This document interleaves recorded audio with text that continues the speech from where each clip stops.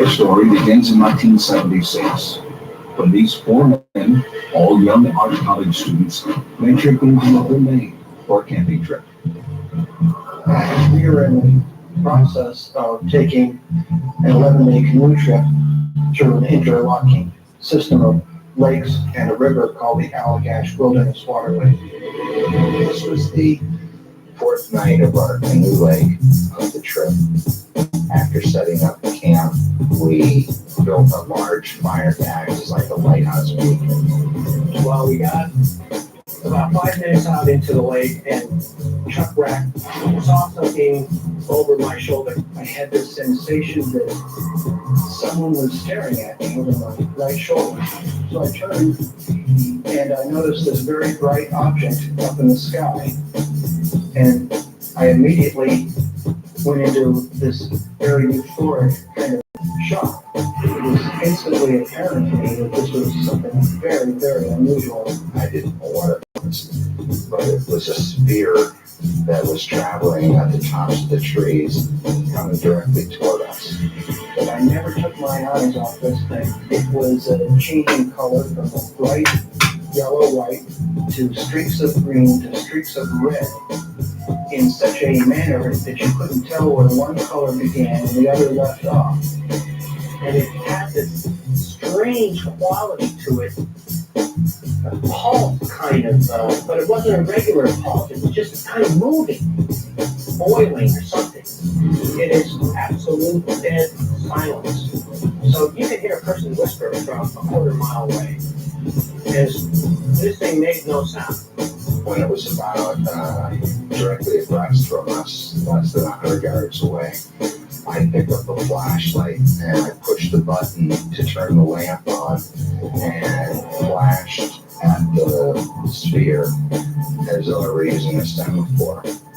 He blinked the flashlight at it a few times, and as soon as he did that, this thing started moving right towards us. It threw this beam out right onto our canoe. We were in a 16-foot aluminum canoe which lit up in the middle of the blackness like a Roman candle. And when it did that, my friends completely panicked and started paddling for shore. And as I'm paddling out, I'm looking over my shoulder at this thing coming, and it's getting closer and closer and closer. And I'm thinking, there's no way we're going to outrun this thing.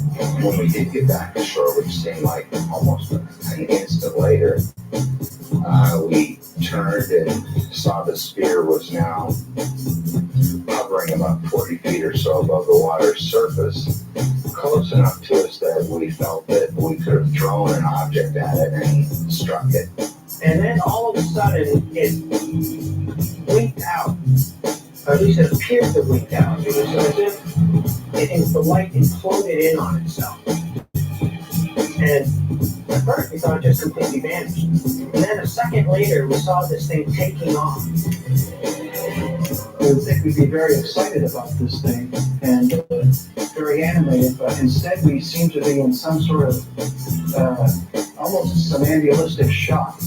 I felt Dave, I remember, just drained of all my energy. And I remember I'm just sitting there with my head on my hands on the table, and Charlie Foltz was over by the fire poking around at the fire. He said, "Hey, what about the fire?" I noticed that the fire was extinguished. It was nothing but embers. You don't understand how the fire burned out so quickly. My reaction was, what the hell with the fire? Let's go to bed. But the fire that should have been roaring was very significant because it was verification that a period of time had passed that the Allagash 4 could not account for. It was what abduction researchers call missing time. In fact, what happened in the Allagash Wilderness in 1976 is typical of how nearly every abduction experience begins. There is a strange UFO and some form of missing time, and initially, no conscious memory of the actual abduction. Most people have had very few truly unusual things happen to them that they could not explain. Most people do not see balls of light that they can't explain. Most people don't see small beings standing around their bed or on their couch. Most most people don't have missing time experiences of 2, 3, or 4 hours, which they cannot account for. That normally does not happen to people. But for abductees, they have experiences often. They have a lifetime of them. The number of people I've worked with really includes a range of everything you can imagine. I work with everything from a farmer, a NASA research scientist with a PhD degree, a colonel in the Army. I've had 8 psychiatrists come to me about their own experiences, just folks, plain people. There is absolutely no pattern to the socioeconomic scale. There's no split. The UFO abduction phenomenon appears to be worldwide. Quite early, there were cases coming out of South America, out of Britain in particular. The numbers of cases have been growing almost exponentially. When I did my study in 1987, I found approximately 300 cases in the literature, dating back to about 1992. An additional 500 have appeared. So I would say the number is certainly within the thousands, probably a great deal more. How does it begin for some of these thousands of people? Do they just wake up one day and say, I'm an abductee? No, of course not. There has to be an incident, or as in the case you're about to see, a series of strange and inexplicable events that lead the abductee to question reality in a profound way.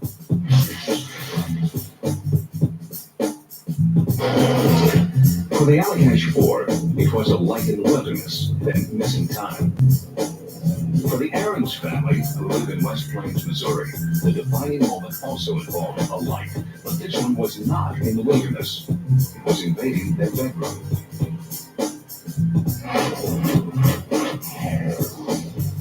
I certainly have nothing to gain coming forward from saying I'm an FFT.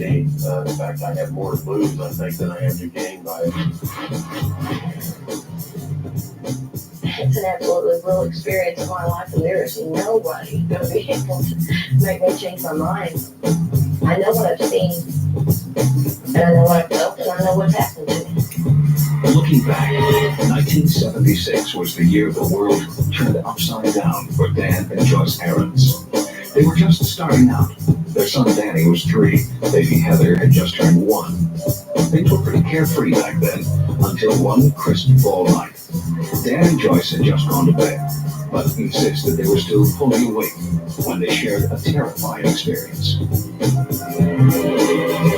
I seen this red light above the window, and I thought there was a fire outside. And I'm trying to scream at my wife, and nothing was coming out. Whether it was fear or some other unnatural force that had paralyzed Dan, the strangest part was that Joyce was paralyzed too. I was laying on my right side, and I felt different. I couldn't feel my body. I was like paralyzed. The only thing that I could move was my eyes. I couldn't speak. I, in my head, was screaming for Dan to help me because I thought something was really wrong with me. I was just paralyzed. Then, as suddenly as it could come, the light and the paralysis were gone. As soon as the light disappeared, I was able to move again, and I opened the curtain, and I looked outside, and I said, what the hell was that? And what surprised me was Joyce said, I don't know. And we both just sat straight up in the bed. And what the hell? And Heather was in her crib, just standing there, and her eyes were huge. I didn't know what had happened, but we just held each other and fell asleep. What was odd when that all happened was we went to sleep and never talked about it again. In fact, for most abductees, including Dan and Joyce Aarons and the Allagash 4, it is usually years before they make any connection at all between the trigger event and the possibility that they may have been abducted. So, how does a person go from just seeing a UFO or having missing time to becoming an abductee. In order to understand that epiphany, it's important to first take a look back at how the entire abduction phenomenon became part of our mass consciousness. September 19th, 1961, 10 p.m. While traveling south on Route 3 in New Hampshire, something happened to Danny and Barney Hill. Something so traumatic, the Hills claimed, that it would take several years and a hypnosis session in 1963 to trigger memories of what had really happened to them that night. In this rarely seen British documentary, the Hills offer shocking details of their experience. We went on board. They took Barney into one room, and I went into a second room.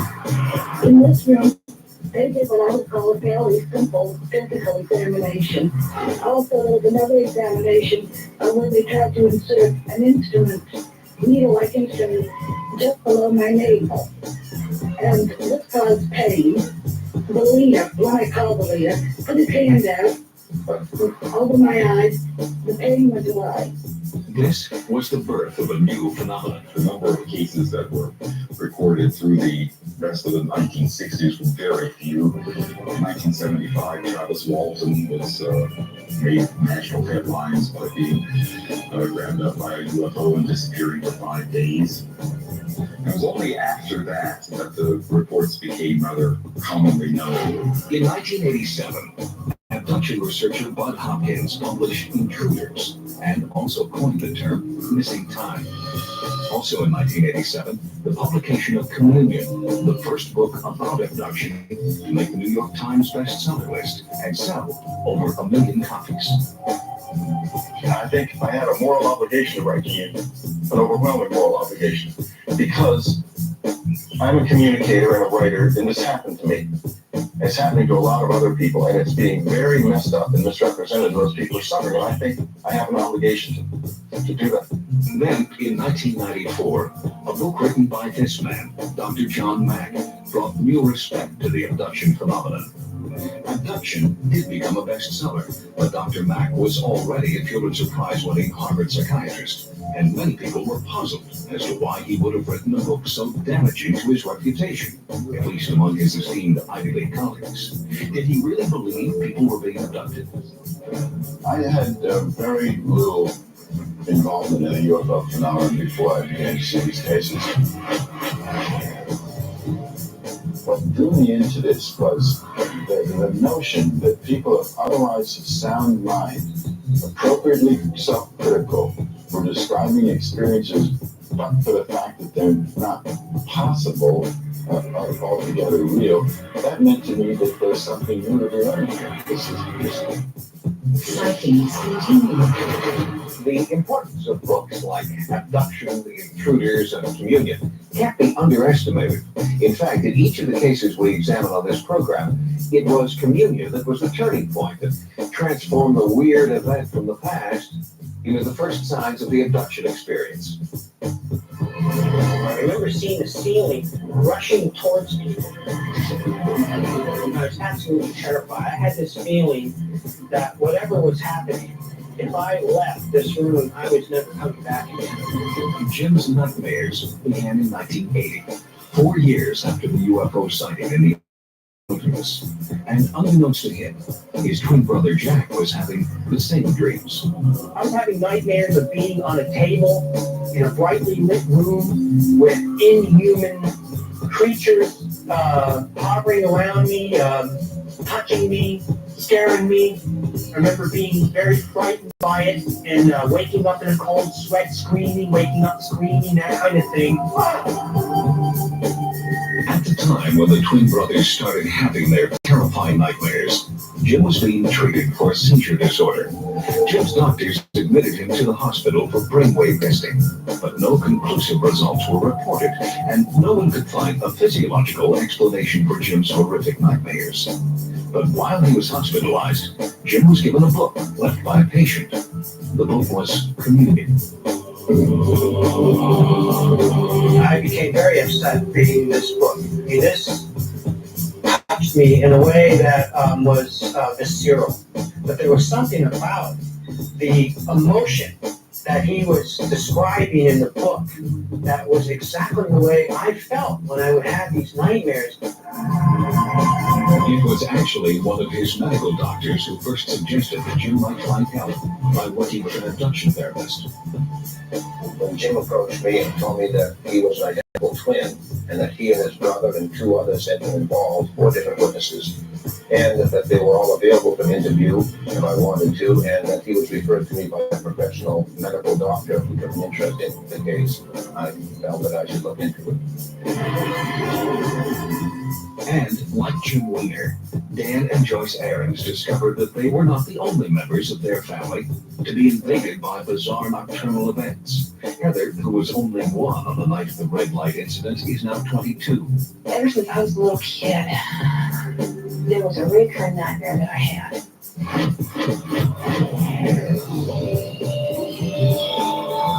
There was this gigantic monster that I can't really explain because the dream had this dark focus to it. But I remember looking into this eye and seeing my own reflection. This is a picture of the monster that Heather drew when she was 11 years old, before her family even knew what alien abduction was, and before the publication of Communion. When Heather first came up to talk about it, we didn't really understand what it was that she was talking about, and therefore we didn't believe her. I didn't know what was going on, so how could I touch her? It was just, a little kid's imagination running wild. And ever since the night of the red light incident, the Aarons believe that their son Danny has also been getting signs. I truly believe that something happened back in 1976 when I was 3 years old. What, for myself, I don't know. When he was younger, it was really strange. He'd wake up in the morning and this septic just really kind of hunt for him, to find him, because he'd be off in another room of the house somewhere, in a closet or under a chair or under a table. So it was very strange. It's like he was hiding from something, but never did know what at that time. So, is it all just a dream? Do the abductors need to catch you alone under the cover of darkness? Or could the abduction phenomenon be as simple as a sleep disorder? A little kid has a nightmare, they run into their mom's room and say, Mommy, a monster's trying to hit me. A little kid can watch a television show and be so terrified of the monster they run out of the house. These boundaries begin to form, and by the time we're in school, we know that that's a TV, that's a dream, this is real. But for some of us, we never can tell. Was that a dream? Did it really happen? Was I awake? Was I sleeping? William Cohn is a clinical psychologist who helps people cope with abduction memories. His critics call him a deprogrammer. What would it take to convince you that at least some abductees have an experience that goes beyond their own imagination? I don't have any problem with believing that people have had paranormal experiences, maybe have been abducted by aliens. I don't think that's out of the realm of possibility. I'm not trying to say that this doesn't exist. What I do believe is that the majority of the people are mistaken, they're misled, they're misinformed, and sometimes damaged by misinformed therapists. The study of sleep disorders reveals intriguing connections to the abduction phenomenon. In particular, researchers believe that 2 conditions may actually trigger a person's journey into the abduction experience. The conditions are known as hypnagogic and hypnopompic sleep.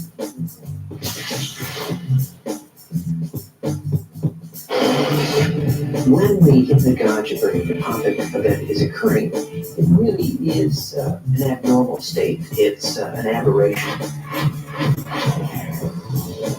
It's a superimposition of a part of dreaming sleep onto conscious wakefulness. So those are states that normally don't coexist. So it's a boundary violation in a way. It's a part of dreaming sleep leaking through into consciousness in a way that we don't ordinarily experience. And because of that, we experience it as something very strange, very unreal. Dr. Milt Berman is a clinical professor of psychiatry at the University of California, San Diego School of Medicine, and president of a sleep disorder treatment and research group. Dr. Ehrman has found that many experiences reported by abductees are also reported by people seeking treatment for sleep disorders. There are some parallels between some of what's reported in alien abduction experiences and some disorders such as the hypnopompic and hypnagogic hallucinations. Those would include the paralysis, at times a sense of an intrusion or even a probing of the body cavity, the sense of having been elsewhere and returning to one's bed. I certainly can't say with assurance that it explains all the events, but it is one way of understanding many of the elements that are present, and it certainly provides an explanation for at least some of these episodes which we've heard. And sleep paralysis during the hypnagogic and hypnopompic states is also an influential factor in the abduction phenomenon, says Dr. Coe.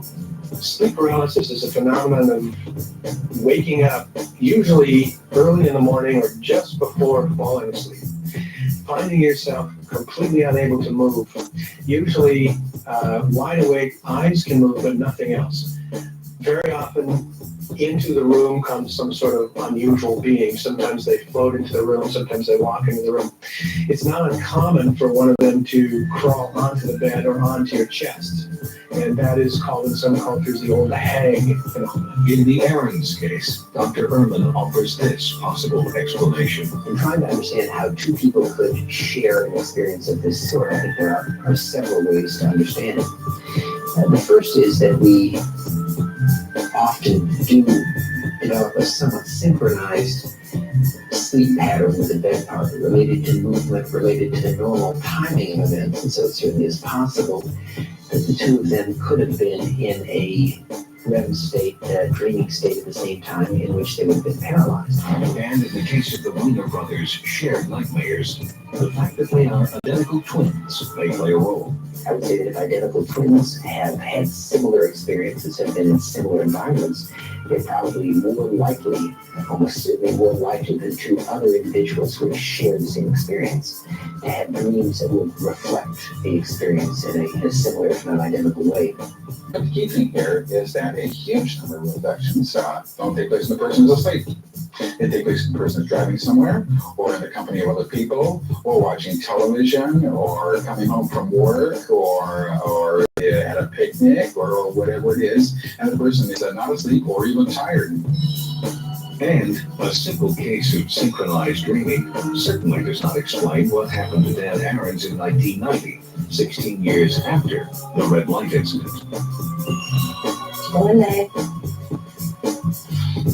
he called me at work, and I had to take him to the hospital.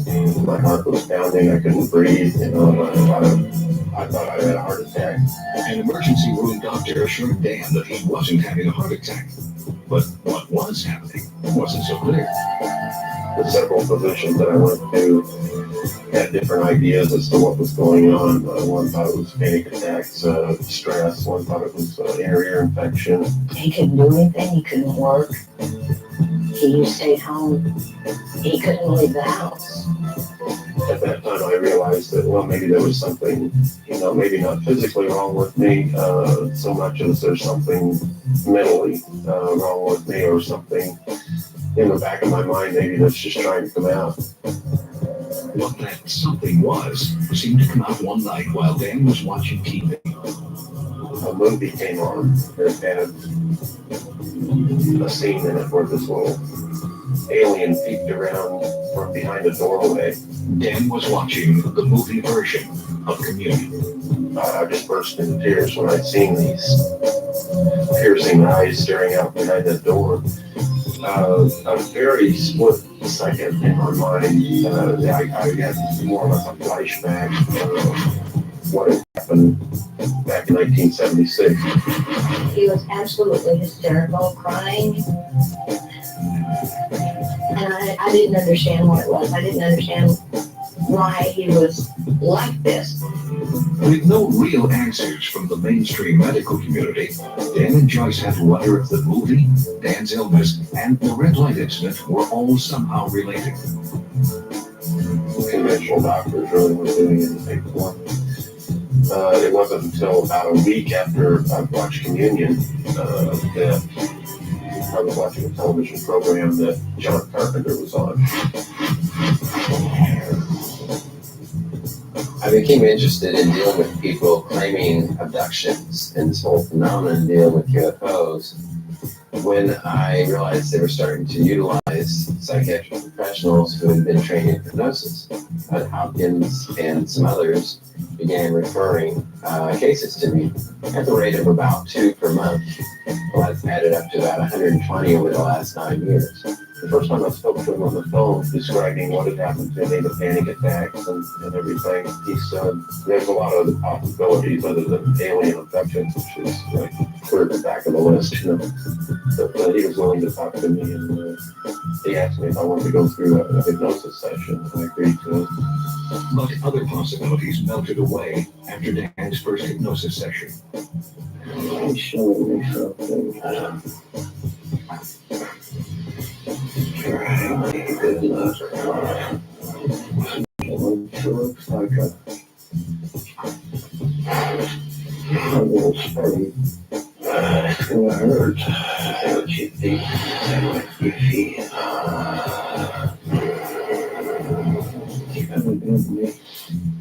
I really didn't want to tell anybody whatsoever. My own family, I didn't want to tell. I wouldn't even discuss it with Joyce. But after Dan returned from his second hypnosis session, that all changed. It wasn't too long after the second session that Joyce started remembering. The conscious memories just came. I mean, they just came back. There wasn't anything that I could do to stop them from coming back. And after I had those was whenever I went to see John myself. I began working with both of them and found that they had shared an experience which was indeed traumatic and indeed bizarre at the same time. As I began to realize that they were sharing this experience, there was no doubt in my mind it had to be a real event causing such emotion, and by dealing with it, causing such relief. After many independent regression sessions, Dan and Joyce had come to the realization that the red light incident was their first shared abduction experience. Under hypnosis, I actually seen what had happened to us that night. I was cowering in the corner of the bed, scared to death. There was a little being at the foot of the bed, and there was one with my wife, and there was one at the crib at the end of the bed with my daughter. There were 3 of them, and one of them touched my arm. And I sat up on the bed. I watched him take Shepard. When they were taking him, the feeling that I had was so overwhelming as far as the helpless feeling that I had that I just couldn't hardly stand it. Those got off people. Because they're in such control of you, you can't do anything. You're walking a kidnapper, kidnapped your child. And you can't do anything and you're standing there.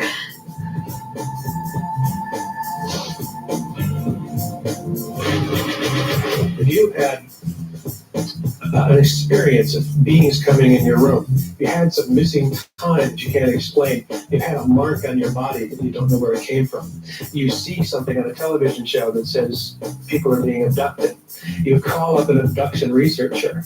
By the time you walk in that door, before anything has been spoken, you're already predisposed to believe that that's what's going to happen when you undergo hypnosis.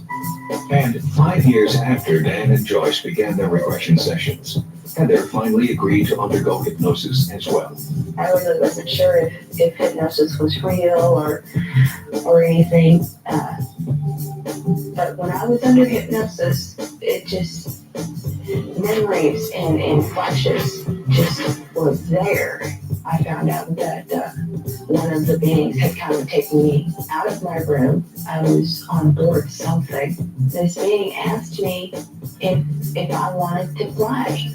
And I kept telling him no, that I didn't want to, and that I wanted to go home. What Dan and Joyce remembered, they kept very quiet, very secret, made very special efforts not to share or talk about any such thing with their kids, because they knew that the kids might have had these experiences and they did not want to contaminate their thoughts about it. And in fact, Danny, who was 3 at the time of the red light incident, did not believe that he was part of his family's abduction experience when a sightings crew shot this video. But as you will see later, that too has changed. I think people believe what's happened. They've had some kind of bizarre experience. They want an explanation for it. When they get one, they're happy to have it. What happens with all these phenomena is you have this tremendous leap from something that you can't explain to a hugely complicated scenario about aliens. If I was abducted by aliens, then so be it. I did have something that I could at least grasp onto and say, okay, this is what happened. This is what caused these panic attacks. And I'm just going to have to deal with it the rest of my life. They can be totally sincere and totally genuine without intending to deceive. Elaine Showalter is a professor of humanities at Princeton University and a historian of psychiatry who writes about alien abduction in Histories, Hysterical Epidemics in the Modern Medium. Certainly you get some people who from early childhood were very fantasy prone. You find people who are susceptible to all kinds of religious extremism. You find people with a lot of sexual anxiety. But I think under the right circumstances, probably almost any of us can be vulnerable to these delusions as I see them. But these are not delusions, say abduction researchers. When I started looking at these reports I was getting, I began to notice patterns. The first thing I discovered was that there were physical marks, wounds, scars of certain types that seemed to turn up in conjunction with these experiences because the people remembered the thing having been inflicted. Up until that point, nobody was aware that there were any physical marks on the body afterwards on the individual. These physical marks that abductees claim appear mysteriously after an abduction experience fall roughly into 3 categories. There are scoop marks, puncture marks, and pattern wounds. I do try to take the phenomenon seriously, and I do think people are sincere. I don't think we have people who are faking here, but the scars and the material evidence is so ridiculous. Most debunkers or skeptics just don't want to dive into this subject on a serious or scholarly level, and it's much more comfortable, it's much easier for them to believe it's just not happening. Sightings. For the Aarons family, the road to realization began with strange nighttime visions. In the Allagash abduction, Jim and Jack's identical nightmares. But what about the other 2 of the Allagash 4, Charlie Fultz and Chuck Rank? Were they dreaming too? Well, in fact, they were not.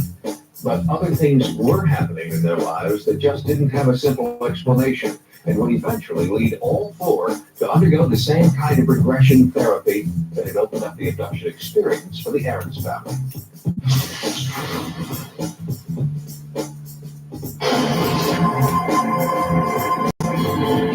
I thought that I wanted to be a school teacher. I figured that was the most practical application for me.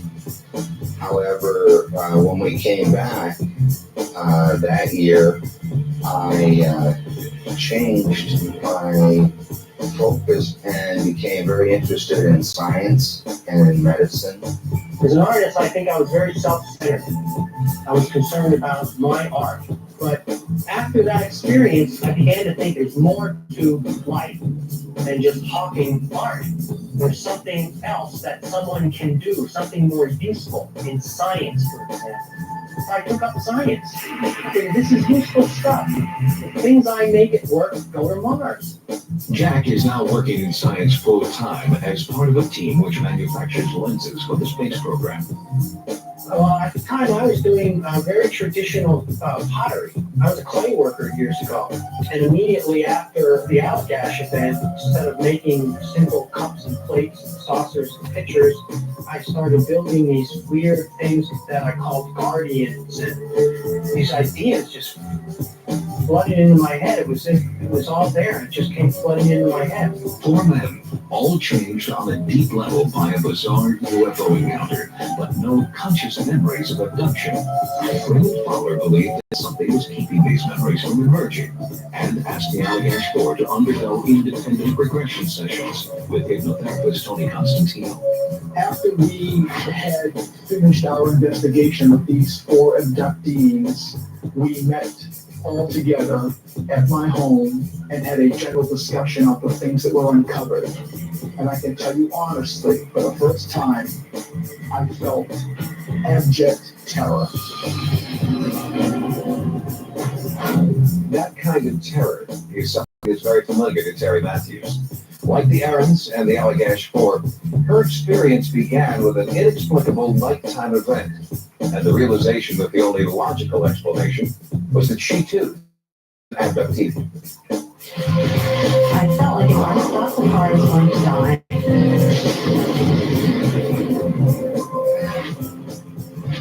It was 1970, nearly 30 years ago, and Terry Matthews was living in Paris, Illinois, when her abduction story begins. It was the most ordinary of days, but this trip so long ago would change her life forever.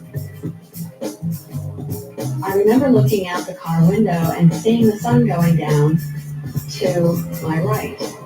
And it made everything red and green, but all the colors were extremely vibrant.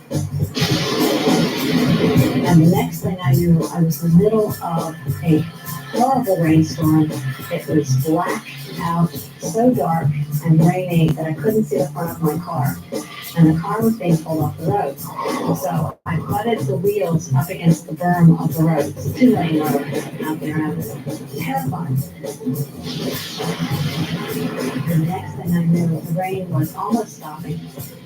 And I didn't notice what time it was. When I got home, I walked in the door and my husband was yelling at me, "It's 9:45, where have you been?" And I was very confused and of course feeling had lost my mind. I mean, here I was, 2 hours, over 2 hours missing and didn't know why. Since that first experience, Terry Matthews has collected conscious memories of many other incomprehensible occurrences. Her journal is filled with horrifying nightmares, missing time, inexplicable scars, and UFO sightings. Terry always suspected that she might be an abductee, but didn't realize that the night of the freak storm was her link to the abduction experience until she contacted abduction expert David Jacobs. Most abductees who come to me have what I call an epiphanic event. They have something that is a major triggering event, something that happened, that they remember and they know, and they want to find out what it was. And Terry had this event where she felt she was caught in a tornado of all things for a couple of hours. Once I contacted him, he was very, very careful to warn me that if I looked at this, it would change my life forever. Terry says she felt compelled to pursue the truth and agreed to a series of hypnosis sessions. The sessions started to unravel the mysteries that surrounded that drive 30 years ago. Under hypnosis, in research, I discovered that it was abduction. All I knew was that I was being pulled off the road and I didn't understand why. Under hypnosis, when I looked at this event, I stopped the car. I looked over and I saw this huge crab hanging over both sides of the road, just sitting there. And I was watching this thing. It was kind of a blunt silver gray. And I saw 6 beings coming near the car, coming toward me.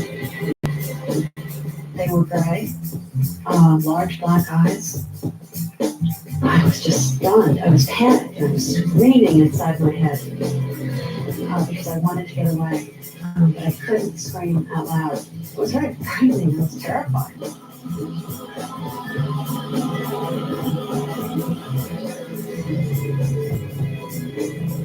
They took me into a room. I was told to disrobe and I was embarrassed. I didn't want to undress and yet I couldn't stop. They told me to take my wedding rings off, which I did. And then they led me to a table and laid me down. I remember them telling me that I was either going to have a baby or that I was pregnant. I wasn't quite sure. But what they had done was remove a fetus from me and implanted another, which was really emotionally hard for me. Oftentimes people have fetuses implanted in them. They have fetuses removed from them. And so the process of it we feel are the production and manufacture of these hybrid babies, these hybrid beings. They've gone in with needles through my abdomen. They have gone in through the vagina and taken out small, what looked like fetuses that couldn't possibly survive. More and more memories of her past abductions resurfaced through hypnosis. Terry became so terrified that for a year and a half, she videotaped herself every night while she was sleeping. She believes that this practice has kept more abductions from occurring, but dealing with the past is an ongoing process. I have witnessed all of my children at different times being abducted. I can see my daughter being violated. I can see my sons being led, knowing what they're going to have to endure. It is exceedingly traumatic. This is a phenomenon that is intergenerational. That is to say, if the mother or the father were abducted, the children are probably going to be abductees, from what we can tell. And so we get families of abductees, and that is the rule as opposed to the exception. Terry Matthews recalled memories of her terrifying abduction experiences because of her sessions with therapist David Jacobs, the Aarons through John Carpenter, the Allagash 4 through ufologist Ray Fowler and hypnotherapist Tony Constantino. Abduction therapy is a common denominator, raises significant credibility issues.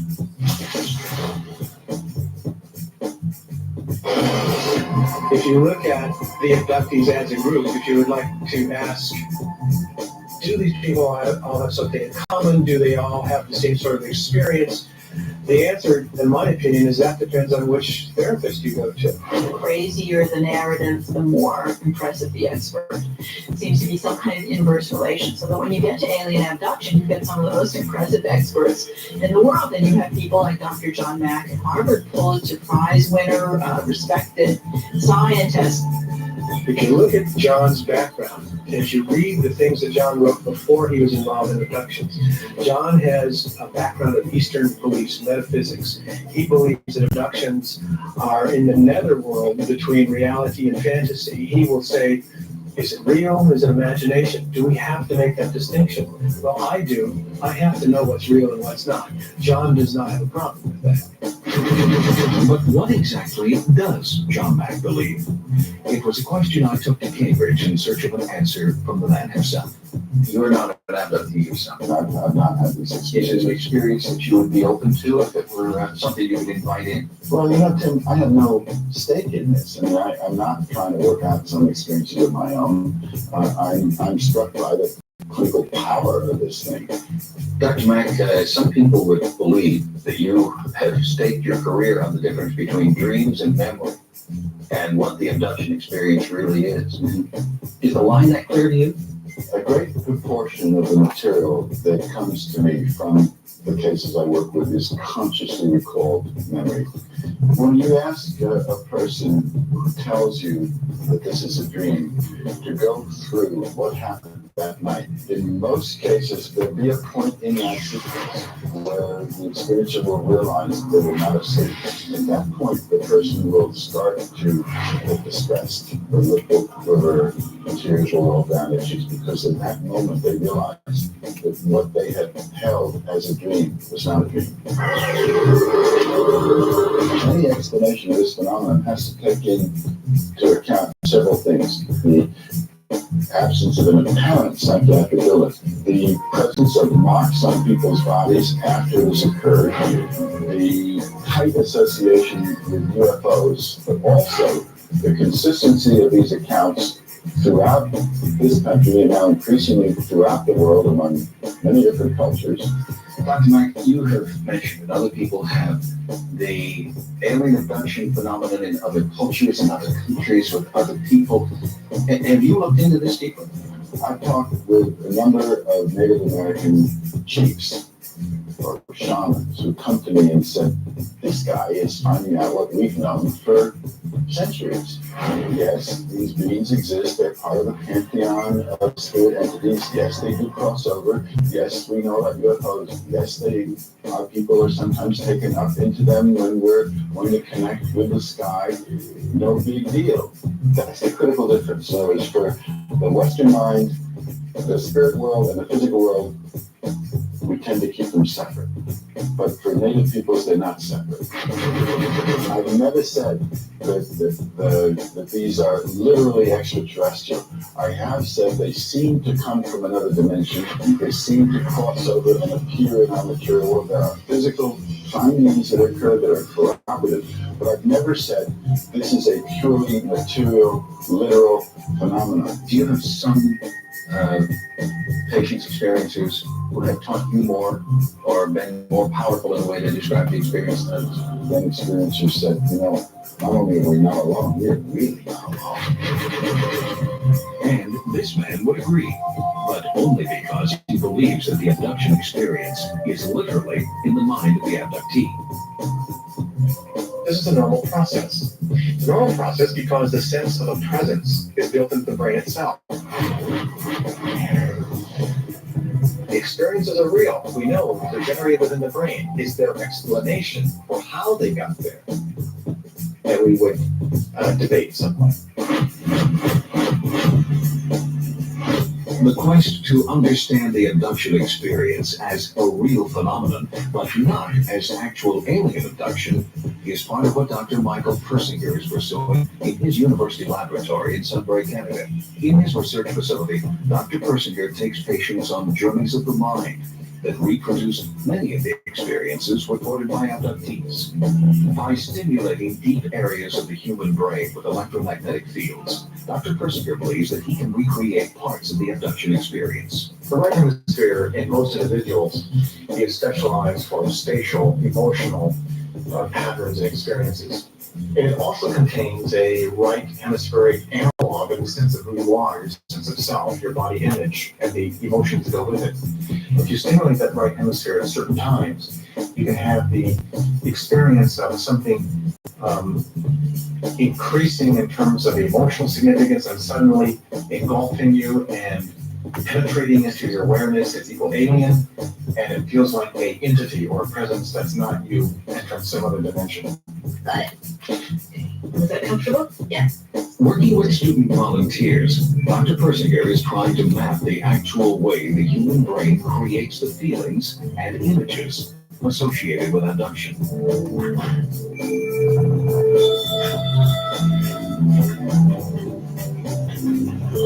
Right now is monitoring the EEG of the subject, and what we're doing is applying magnetic fields across the brain, very subtle magnetic fields, complex magnetic fields, in order to induce specific experience.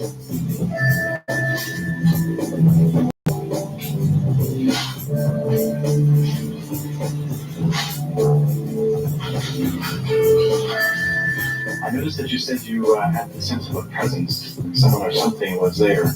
I felt really scared. And again, the same sort of tingling sensation in my right hand, but not as much as the first time. But fear, the second time through. If you felt the sense of a presence, can you describe it? Was it on one side or the other? Or? It was this side. Mostly on your right side? Mostly, but it wasn't a frequent sensation. Okay. Could you describe it, or was it just a feeling? It was just a feeling. And you also endorsed the item, I felt as if I had left my body, I was detached from my body. That was during the first half. The first half of the experiment, I felt like I was not quite sure if it was the beginning, middle, or end, but I felt like I was somewhere else. Well, today you saw a young woman, normal young woman, experience fear and a sense of presence because we applied a weak complex magnetic field over an area of the brain that in all of us can produce this sense of entity, sense of presence. This experience occurs because it's contained within our brains. In many respects, this sense of presence is your other self, the right hemispheric representation of your sense of self. You may attribute it to a god or to an alien, depending upon your culture, but that comes from the brain itself. We simply accessed it. You may be able to create some of the lights, the trauma, the disgust, but you can't create the whole complex narrative that occurs in a fleshed out abduction experience. It's a much reduced kind of brain phenomenon. And what's telling for me, even beyond that, is that there's no evidence that in the natural state, those kind of electrical phenomena that he shows in the laboratory are actually occurring in these cases. Yes, we can generate these experiences in the lab, but what about outside of the lab?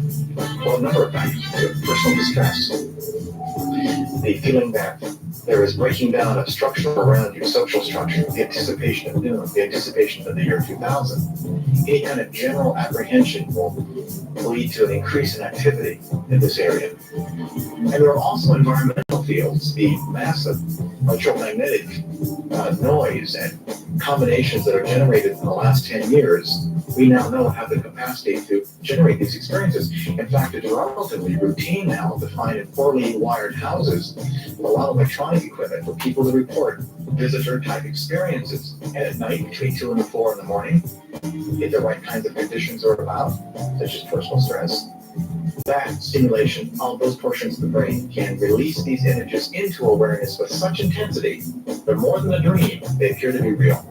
I think it's certainly possible that you can tamper with someone's electronic fields or brainwaves and make them see things. But I really believe there's a much simpler way to get somebody to believe they're abducted. Just hypnotize them, tell them you're an expert, and say you're abducted. I think that's really all it takes. There is one very important element in nearly every abduction experience. It's the abductee's memories of alien rape and reproductive experimentation. For the Allagash 4, it forms the core of their abduction experience. It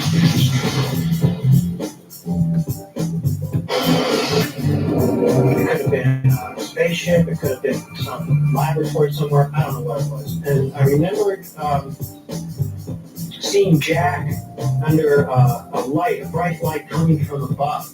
I recall lying on my back, not being able to move anything except my eye. I remember I could look with my eyes. He was completely naked, and there were these creatures that were standing around him, and they were examining him. My first impression was that they looked like bugs or insects. They had fingers that didn't have an opposing thumb, but the digits themselves could move in a way where they could oppose one another. It had its fingers around my wrist. It was holding my arm up, and it had a long thing with this sharp-looking thing at the end, and all I could think of is, this is gonna hurt. They probed my face, my nose, they opened my mouth, they probed my mouth, and then they went down to like the lower part. They stuck this thing on my feet, and then they stepped away. It felt like I was urinating, and it felt like I was ejaculating, and it was horrifying. I was laying on this table like I was getting a physical examination. I felt like a guinea pig in a lab. And I got a clear impression that if I didn't cooperate with these things, I was going to be dead. And then they turned me over onto my stomach, and I remember them doing something anally. They were stuck something up my anus, and I remember thinking, God, I hope whatever they're sticking up there, they're going to take back out. I had these visions of like sexual images in my head. And then once I had an erection, these things came in some kind of device, and they put it on my penis, and I ejaculated it. And then they stopped, the images just turned off into my head. And the next thing I remembered, I was back out in this other room, and Chuck Rack and Charlie Foltz were sitting on this bench along the wall, and they were also naked, but they were staring ahead as if they were in a daze. I struggled to lift my head, and I could see my 3 friends they were also nude, and they were seated on a bench, sort of like they were waiting for something and just staring blankly. And I was thinking, help me, get me the hell out of here.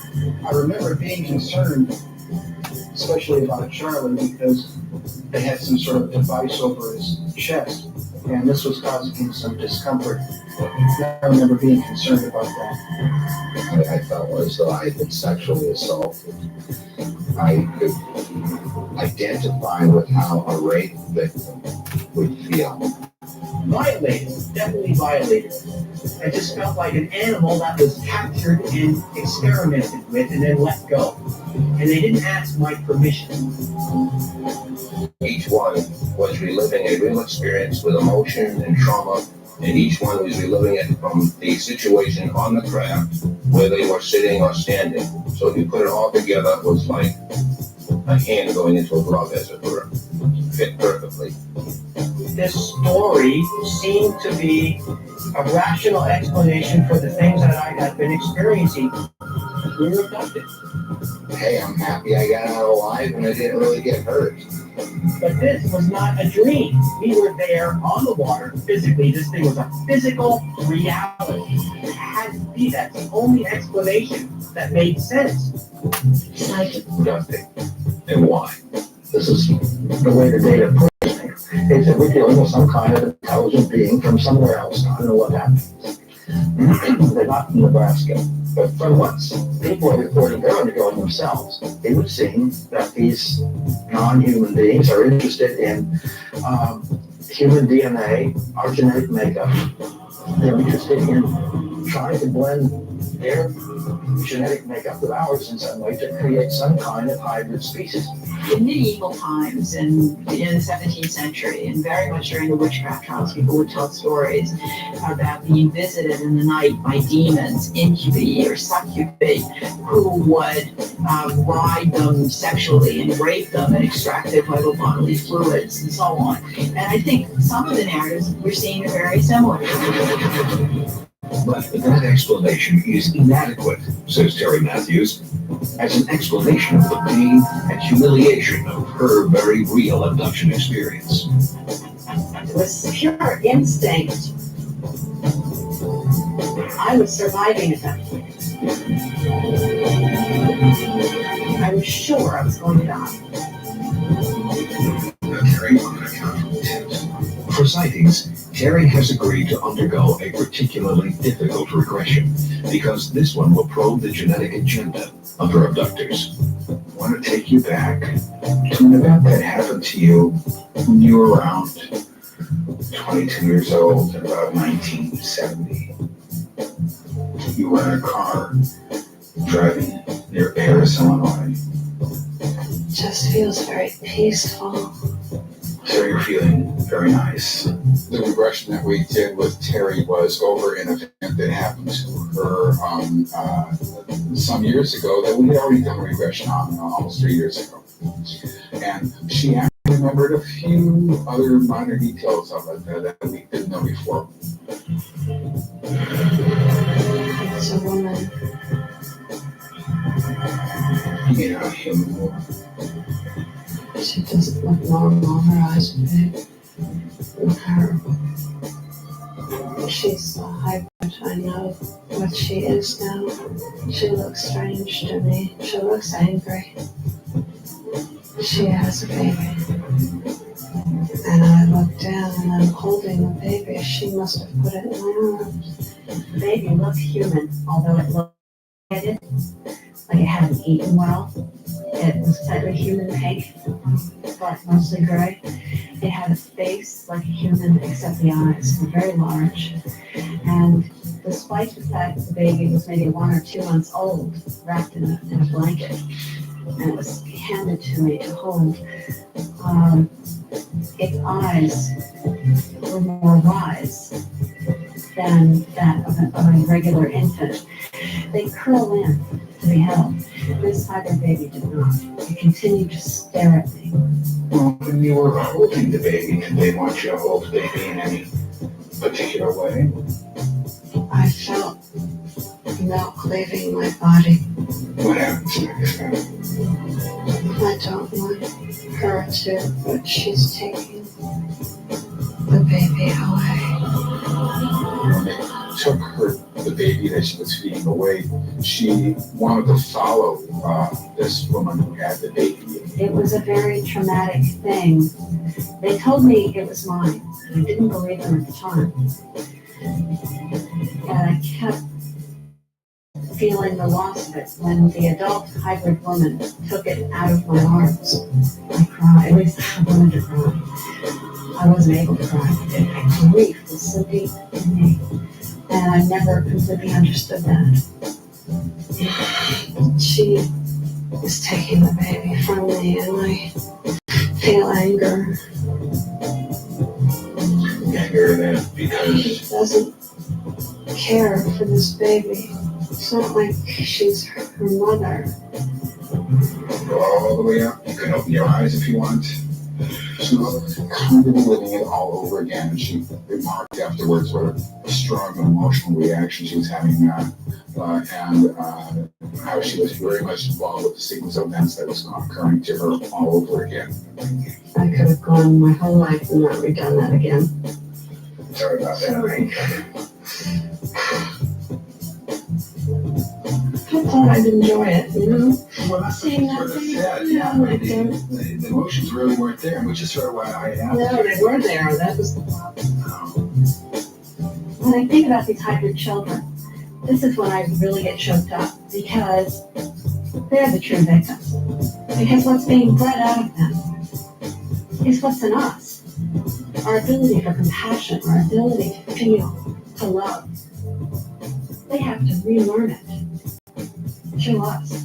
Terry Matthews is now leading as normal and as good a life as she has probably ever led, and is happier now than I've ever seen her, and is getting on with her life, even though she is absolutely and positively an abductee. The whole setting of hypnosis has a sexual nature to it. I am a powerful hypnotist. You're a subject. I am going to put you into a state where I can control your will. That is very seductive in itself. If you decide to surrender your will, we have colluded in a seduction. It's not surprising after a while that something sexual will emerge from that, and that's what's happened time after time after time. Look, the eye, please. I do the eye. If you can really kill my head.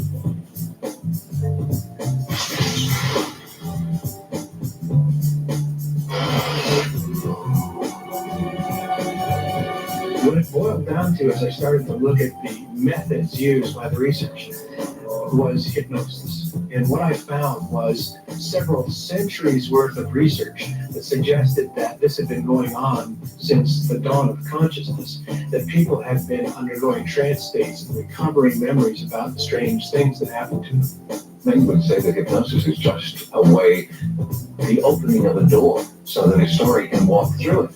But you're saying that hypnosis is creating the story that walks through the door. Yes, it definitely opens a door that a story can walk through, but the story that walks through, in my opinion, is complete fantasy. The story that comes up is completely dependent on the hypnotist and the predisposition of the person to believe, the subject, to believe what the hypnotist already believed.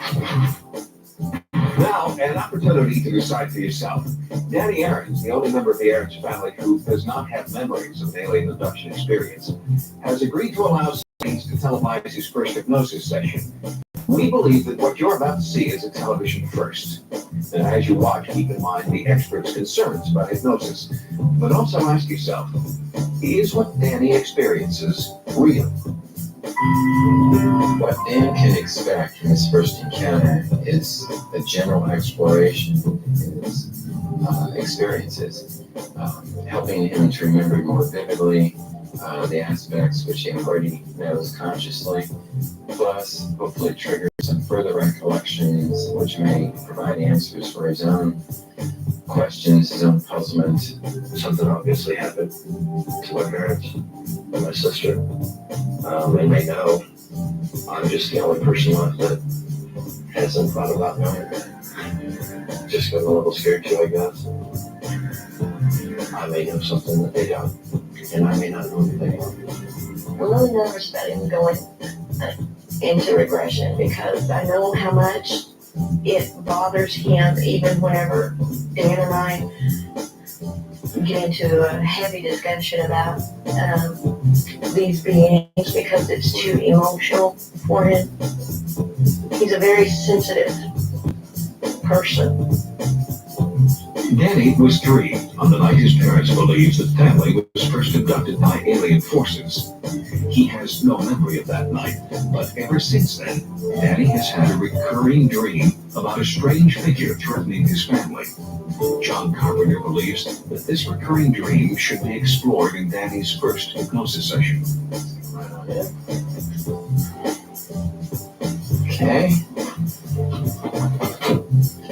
And Dan, why don't you have a seat there on the couch? Danny has asked his mother and his girlfriend to sit in on his hypnosis session. Boys, good to see you again.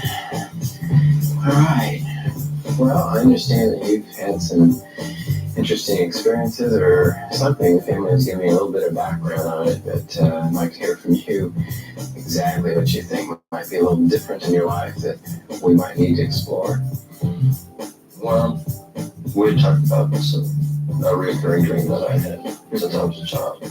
John Carpenter has never met Danny before today, so there is a preliminary interview before the actual hypnosis begins. Did you ever have any peculiar marks or bruises or cuts on your body? Yes, one time that I really remember. I can remember waking up one morning and so I went to the bathroom and noticed that I had a spoon-shaped mark on my left inner thigh. I told my father about it that morning, and he also had one. Now, how old were you at that time? This has been a few years ago. After an hour-long interview, Carpenter spends time explaining the hypnosis process, trying to address all of Danny's fears about what might happen once he goes under. I don't have any expectation that you should have any kind of bizarre UFO experience. I mean, even if the rest of your family does have those experiences, that does not mean that you do or should or ought to. Would actually be okay with Alright. But just to let you know, you may feel a little pressure here. Mom, dad, sister, it's like, actually, I don't feel a lot of pressure. good. Any other questions about hypnosis or anything? Still make me look like a chicken. Why don't you get yourself comfortable there? The second phase of the session begins. For the next 30 minutes, Carpenter helps Danny descend into a state of total relaxation. Go ahead and close your eyes now. This is not a sleep state. Danny is relaxed but still conscious of everything going on around him. Then we can travel back through time. Carpenter begins the regression by taking Danny back to his childhood. Way back to when you were about 5 years old. You can begin to describe what your room was like when you were 5, 6 years old. Somewhere in that time. Posters. And the posters are of what? This regression session will last more than 2 hours. It is a slow, painstaking process that we've condensed down to the key moments. Where exactly are you when that dream began? I'm in bed. I hear a noise. What does it sound like? Like a can dropping. And where does that sound seem to come from? The garage. Something's in the garage. Uh-huh. What do you feel at this point? I'm scared. What do you want to do about it?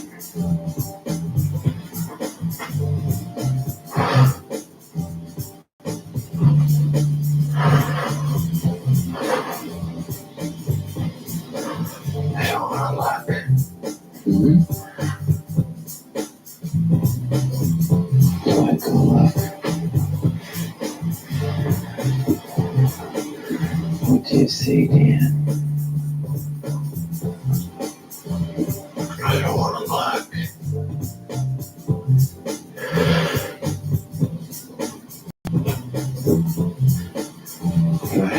Yeah. Do you recognize where you are? No.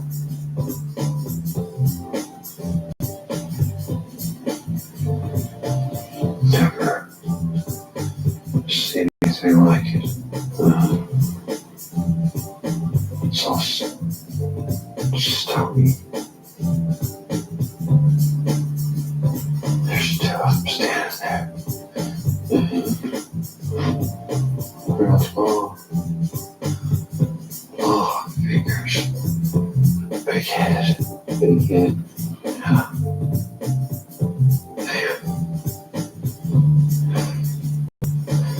There's dark eyes. Dark eyes. There they come.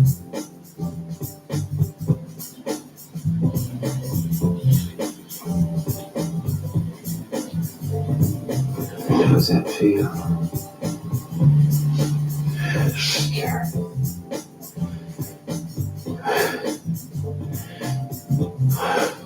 What color hair does he have? You don't have no hair. No hair. Well, you should be able to see his ears real well.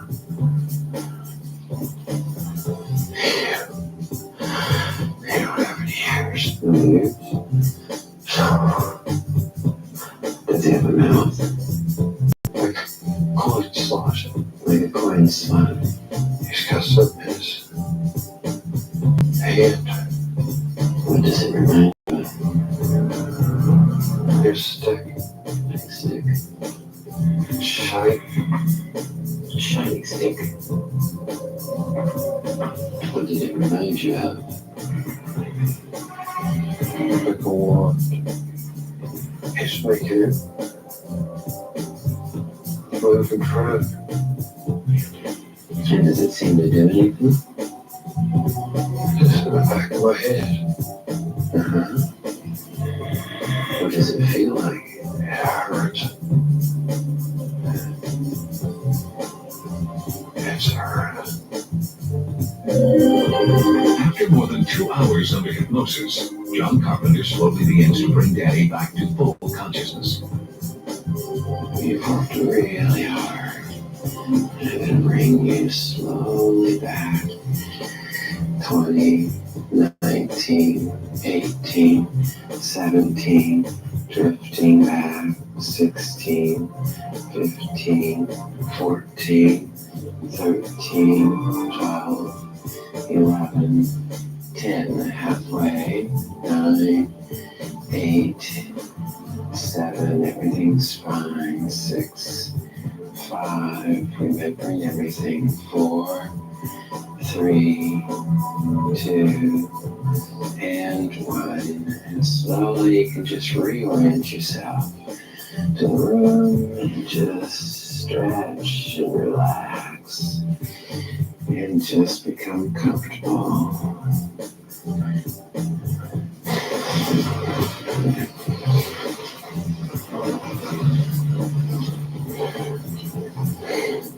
Dave, I think your mom knows exactly what that feels like. And that wasn't a dream, was it, Dan? No. How long does it seem like it's been, by the way? That she's been laying there?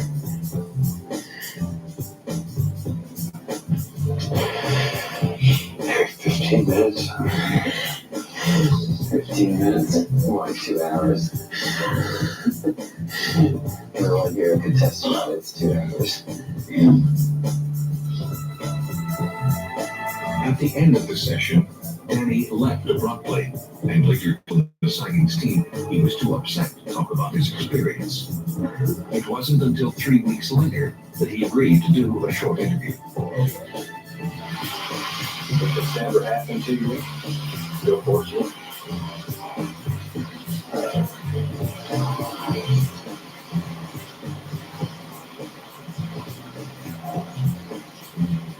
I don't wish it upon anyone. I don't think anybody should. People out there who just watch TV and just think this is entertainment and interesting, and then they think people are just making it up, and it's a bunch of hooey, that is something which they will not say if they sat through these sessions and actually felt these people's confusion and trauma and absolute panic at times over what they're experiencing. They didn't want it, they didn't need it, and yet they find themselves deeply involved in this phenomenon. In the front yard were 3 insects, ants about 4 feet tall. Larry was dragged from my house along with my mother by some men. So my mother was dragged up onto the surface into the elevator screaming in terror, and someone said to me, "Don't worry, we won't hurt it." 3 objects in the sky. Is this possible? I said, is this possible that this could have happened to me? This vivid, nightmarish account is typical of those routinely experienced by alien abductees. Yet, these dreams were experienced by the same man who is now the leading critic of the abduction phenomenon. Tell us about the dreams that you had that made you think you might have been an abductee. How old were you? I had 3 dreams when I was about 4 to 5 years old that stayed with me my entire lifetime. I always thought about them. They were always in the back of my mind. I always just chalked them up as bad dreams. As an adult, I had several very unusual episodes where I awoke in my bedroom, was fully awake, completely unable to move. Into the room came several beings, stood around the bed. At one point, one of them actually climbed on the bed. I could feel the weight of the being on the mattress. I could hear the mattress springs go down. I found it hard to breathe. At that point, I began to become terrified. I started to struggle. A voice said, "He's waking up. We better go." The beings walked out of the room. My bedroom door slammed, and I was immediately free. How did you encounter, Dr. Cohn, the notion of abduction, and how were you introduced to it in the first place? I was first exposed to the idea of abductions by walking into a bookstore and seeing a display of Whitley Strieber's book, Communion. And I was riveted by that picture on the cover, the alien. And that made me wonder, could it actually be that what I was experiencing was abduction? That launched an 8-year quest for me to discover what this phenomenon was all about. I read every UFO book I could find. I read every book on paranormal phenomena I could find. I began to search through the psychiatric literature for anything that related to these kinds of experiences. When did the data start to demonstrate, for your satisfaction, that abduction certainly hadn't happened to you? At the time that I was doing this, I was also on staff at several psychiatric hospitals. 2 of the units I was working on had many patients who were recovering memories of satanic ritual abuse and recovering many multiple personalities. We used to have conversations about these people and their memories and how the memories were recovered. And it wasn't long before I started putting 2 and 2 together and saying, you know, we have different populations of people recovering different kinds of memories, but the people are the same, the techniques are the same, and the results are the same. Could there be something going on here other than what people are saying is going on? Dr. Cohn's recantation of his abduction experience isn't unique. In fact, for the first time on television, one key person involved in the Allagash case confesses that he has serious doubts. I'm the only one that does not believe that I was either hypnotized or on board a spaceship or approached by aliens. One of the twins told the rest of us about a dream that he had about how he was in some sort of harness on board this spaceship with humanoid beings probing him, and the rest of us, the 3 of us, were on a bench naked in a zombie state, unable to come to his aid. This was a very vivid dream that he shared with all of us prior to the hypnotic investigation. And I noticed upon reading Ray Fowler's book sometime later that this dream became the format for everyone's hypnotic testimony. I don't really understand Chuck's viewpoint sometimes, and I don't really know what to make out of it. When he did his Hypnosis Sessions, he seemed to recall some of these things. They're in Ray's book. Now, if he didn't think he was abducted, why didn't he just say so? Most abductees who have had this experience would rather that the experience was of a psychological nature. But when they actually come to the conclusion that this may have happened, it's a different story. They'd still rather not believe it happened. Possibly, Chuck feels this way himself. I don't believe in abduction at all. I believe that there has been some contact, limited contact between aliens and human beings. But I don't think that there's any kind of hostility or menacing kind of activity that an abduction would imply. I think that the Wieners and Charlie Folks were greatly influenced by the media. If I was hungry for media attention, I can think of quite a few other ways to get it besides claiming to be abducted by aliens. The last thing I would want to do is bring attention to myself in a way that is going to cause grief, have people disbelieve me, have people think I'm a wacko, have people call me a liar. Every negative thing in the book comes with this. Why would anyone in their right mind deliberately bring that on themselves? I don't think so, no. I feel very comfortable that if the same type of evidence that we have collected for the reality of the Allagash abductions was collected on some criminal activity, that you could actually put a person in jail. But because of the bizarre nature of the case, it's not enough. People really want proof. And people often ask me, why are you so just, my usual response to that is, why are you not interested in this? I mean, what could be more important than the possibility that we're being visited by some kind of beings, entities, energy, intelligence, whatever you want to call it, that is new to our accepted experience. But until the aliens land on the proverbial White House lawn, the reality of abduction will never be proven to the satisfaction of mainstream science. Does that mean that the phenomenon doesn't exist? No, abduction may not be your reality, but it is someone else's. For them, the suffering, the fear, the prospect of a lifelong struggle to understand why is all the proof that's necessary. For this special edition of Sightings, I'm Tim White.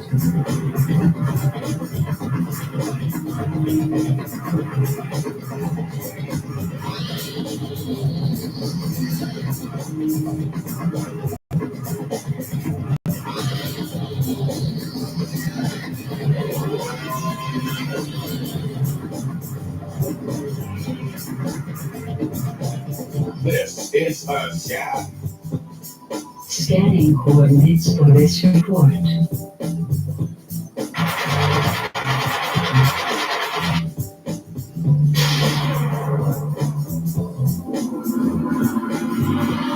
It's very interesting looking at who killed the major political figures of the 60s and to an extent some of the ones later. John F. Kennedy, 1963, Martin Luther King, 1968, Robert Kennedy, 1968. And if you look at the major assassinations, the person who attempted to kill the Pope, 1981, the person who did kill John Lennon, who attempted to kill President Reagan in the early 80s, 81, they're all described in the same way. They're all described as lone nuts, implying they're acting alone. They're unhinged because nutters, don't go around shooting people. But perhaps lone nutters do go around shooting people, but the implication is they are of no consequence or significance. But of those 7 people just mentioned, is it really conceivable that all of them behaved in the way that we are told that they did? For the reasons that would apparently be applicable to a lone nut? I think not. If you look at the results of these people's deaths, what happened afterwards?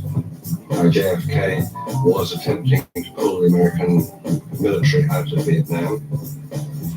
He was also going to revert the issue of American currency from the Federal Reserve Bank, which incidentally in America is a private corporation, as Barclays Bank is in this country, and National Investments is a private bank owned by stockholders.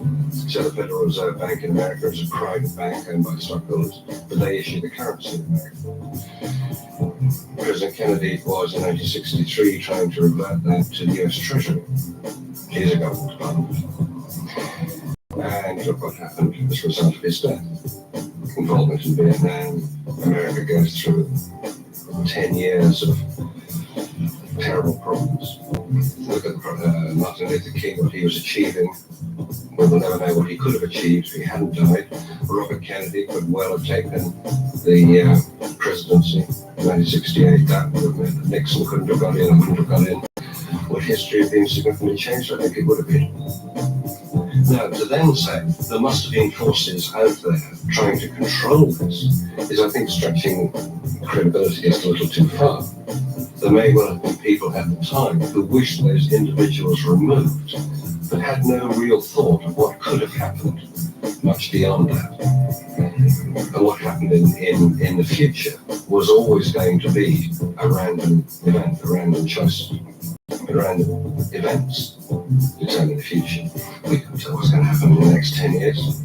We can think what we'd like to see in the next 10 years. These groups of people, powerful people, meeting together in secret and deliberately in secret, because one of the people attending the Bilderberger conferences, these groups of people, there's a Council on Foreign Relations in Britain, the Bilderberger group, which is basically Europe and America, leaders of military, political, economic, and media will get together. The trilateralists just include Japan into that group as well. If you look at the meetings, prominent attendees at these meetings are owners of media groups, like Conrad Black, who is the chairman of the Hollinger Corporation, which owns the Daily Telegraph in this country, many Canadian newspapers, Canadian company, as well as the New Statesman. You would think that you'd see a mention in the Daily Telegraph that their chairman had been attending an important meeting with presidents, prime ministers, financiers from countries throughout Europe and Japan. You ring up the Telegraph and ask them, tell us about the Bilderberger Group meetings. And so we have no record of this company. We have no record of any meetings.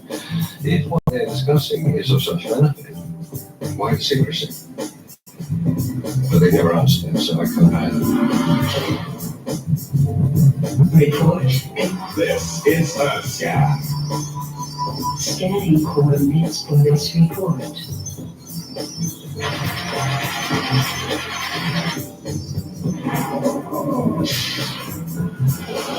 Det är så att när vi har på kvällen ofta, nästan varje kväll, och så brukar jag titta på satelliter när de kommer och går. Och det var då när det kom fram en dörremål som var ungefär lika stor, en 10 centimeter i diameter, såg jag som. Och det kom fram ifrån jordens skugga, det kom fram dörrens röst och sedan kom det fram helt att jag såg att det var en rund. Alltså föremålet såg när det kom ner. Det såg ut så här.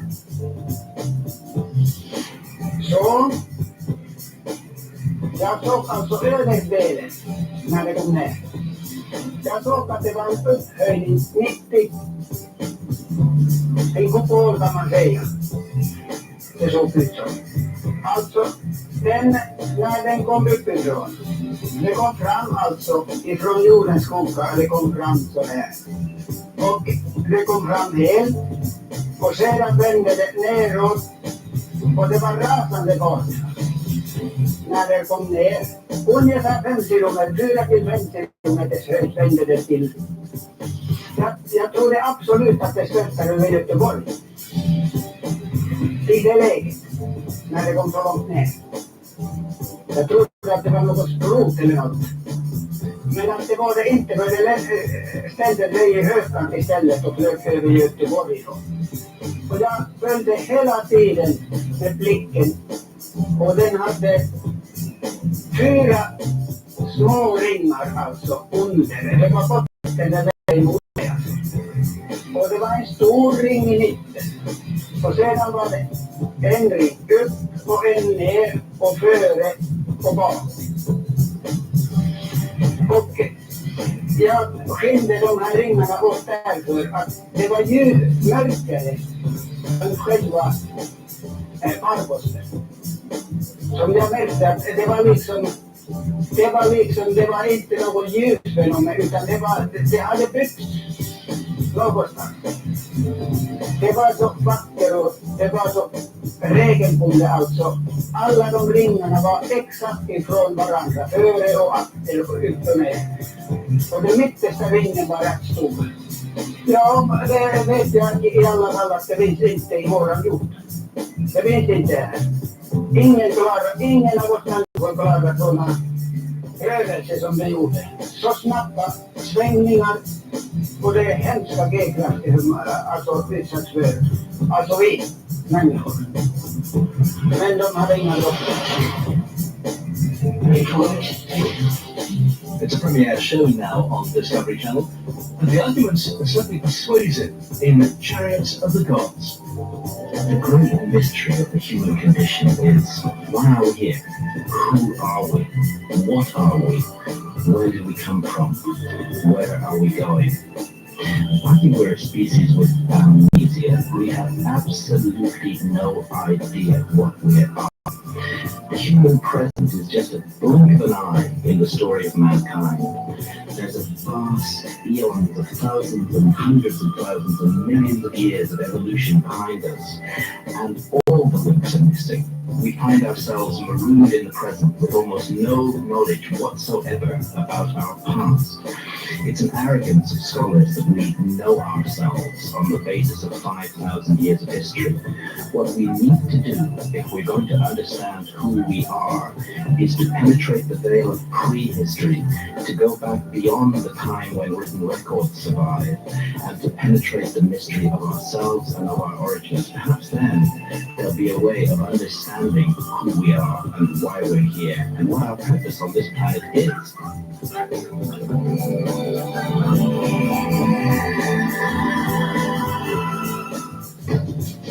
A controversial theory has thrown a different light on our very existence and origins. Was Earth visited thousands of years ago by another life form who imparted wisdom and technology to our ancestors? This theory contradicts orthodox opinion and claims that we have been visited by beings from another world.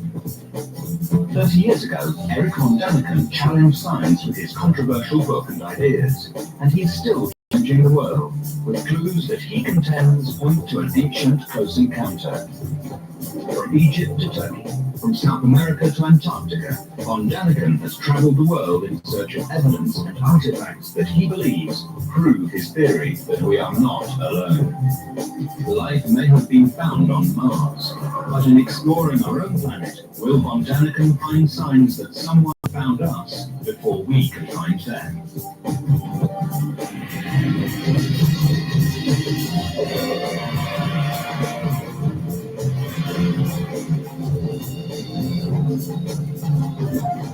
The universe is filled with galaxies. Our own galaxy is one of these galaxies, in many respects an average galaxy. Galaxies are defined primarily by what you see, the stars. Our sun is a star, one of 100 billion stars in our own galaxy. Our star is very similar to the majority of stars. There are differences, but there are a lot of stars, the vast majority are in fact similar to our own sun. The universe, an infinite mystery. For thousands of years, human beings have looked to the night sky with awe and wondered, is anybody out there?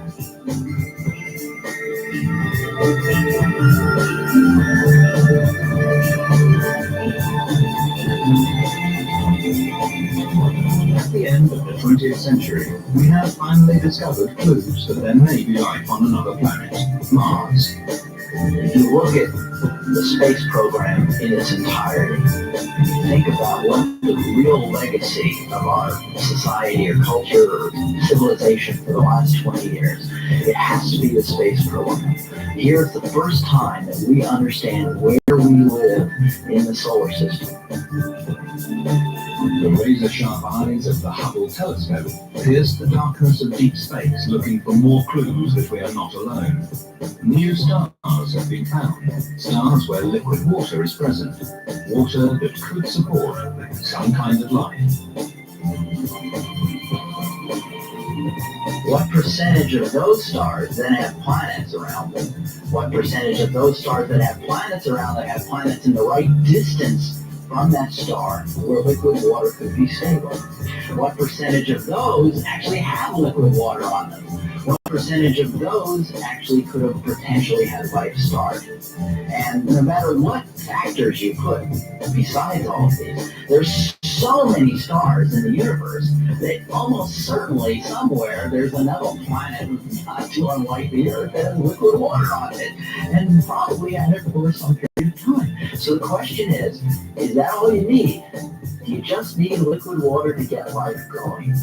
Or is there really some divine intervention required? Is something required that we will life into being? Is Earth, are we on Earth alone in the universe, or is there a chance that life is out there? The significance of going to study for life on Mars is, in fact, to understand the factors there. Here's our neighbor planet right next door, ready for us to go and visit, where there's evidence, the first evidence ever that life started somewhere else besides the Earth. If that's true, then that almost certainly indicates that life is going to happen anywhere that the conditions are right.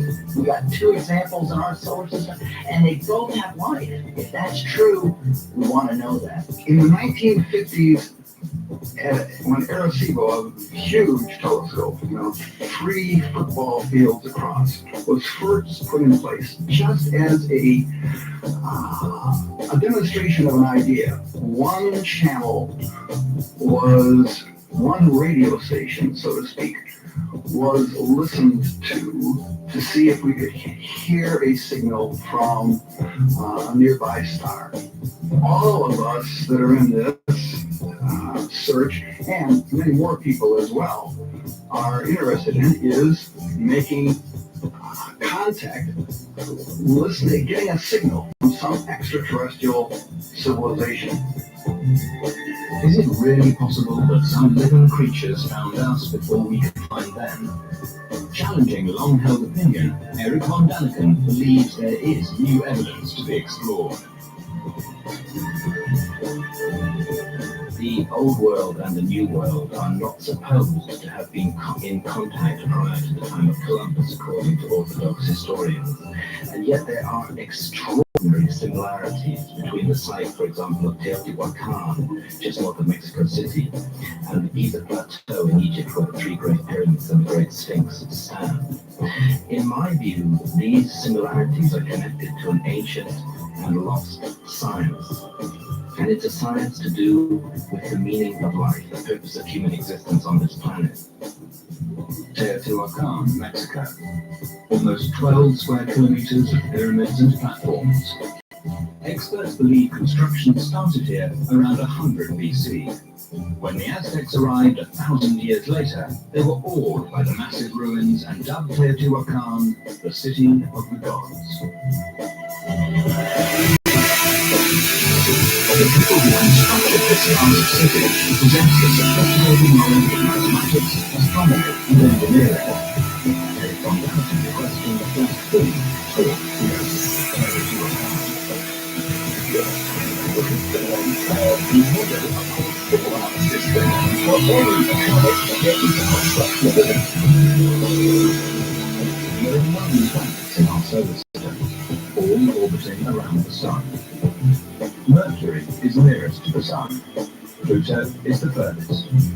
At Teotihuacan, each one of the planets is represented by a building, ruin, or marker. Eric von Daniken believes it is a remarkably accurate scale model of our solar system. hill behind the Pyramid of the Moon are the ruins of temples which could represent the last planets discovered in our solar system, Neptune and Pluto.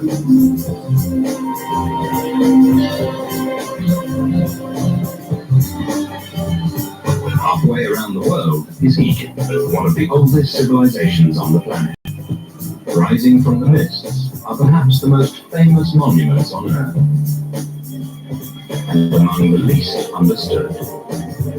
Dominating the Giza Plateau is the Great Pyramid. Who built this incredible edifice? Historical documents credit the mighty pharaoh Khufu, also known as Cheops, and his army of 100,000 workers. But von Daniken believes an important new discovery may support his own theory of the pyramid's construction. He believes the real builder was Enoch of the Ethiopian apocalyptic writings.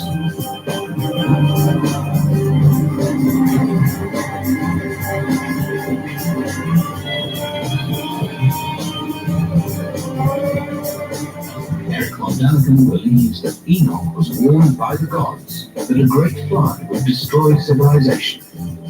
Enoch built the Great Pyramid to protect ancient texts from the rising waters.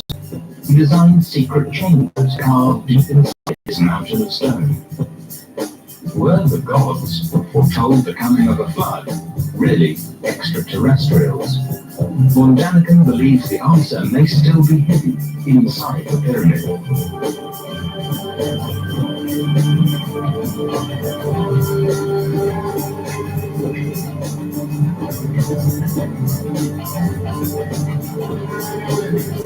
The interior of the Great Pyramid is a marvel of engineering skill.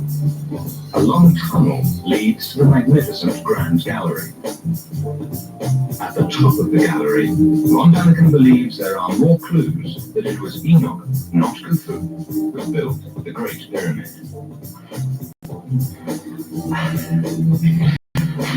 This is the so-called King's Chamber. Simply gigantic. As you can see, there are absolutely no hieroglyphs. Empty.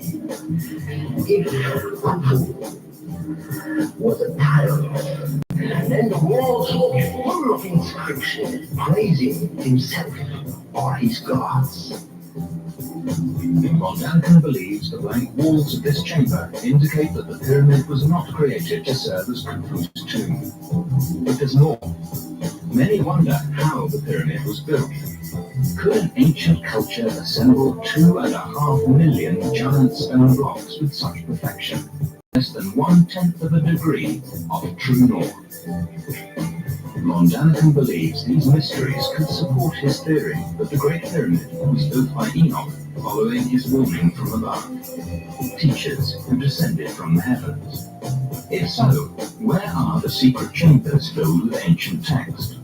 Only recently has modern technology allowed investigators to attempt to unravel this great mystery, which has challenged scholars and archaeologists for thousands of years. So ancient texts says that this pyramid was constructed before the Great Flood, and many secret chambers could be here. Could this shaft maybe lead to one of these chambers? In 1993, German engineer Rudolf Gantenbrink designed and built a robot to explore this mysterious shaft. The tiny machine was equipped with a video camera and remote steering. Its mission? Follow the shaft into the darkness in hopes of discovering ancient secrets.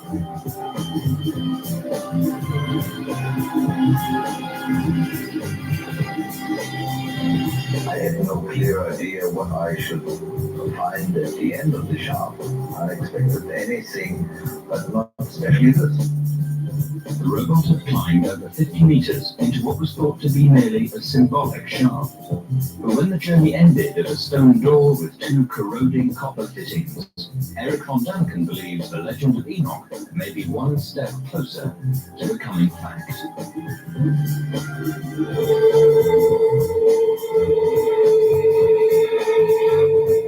What we see in the camera from the robot is just the backside of the stone. Canterbury believes the stone might have been lowered into place by means of a rope. The copper fittings would have prevented its removal. Could this door lead to the secret chambers Enoch was told to build?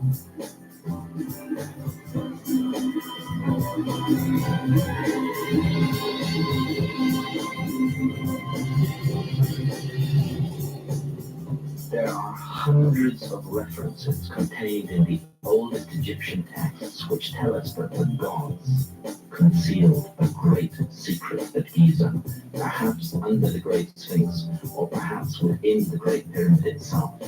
We now know that there is a hidden chamber inside the Great Pyramid, and we now know from seismic work that there is a hidden chamber under the Great Sphinx. And astonishingly, legitimate scientific work to open these chambers has been delayed for years by a combination of forces bringing and resting on the worst aspects of human character. We need to know what lies in those chambers, because the ancient Egyptian texts tell us that it will be a matter of enormous importance that could contain a startling revelation about the origins of human civilization. Eric von Dahlen suggests that, as at Teotihuacan, this could be another tantalizing clue to support his idea that extraterrestrials may have visited Earth.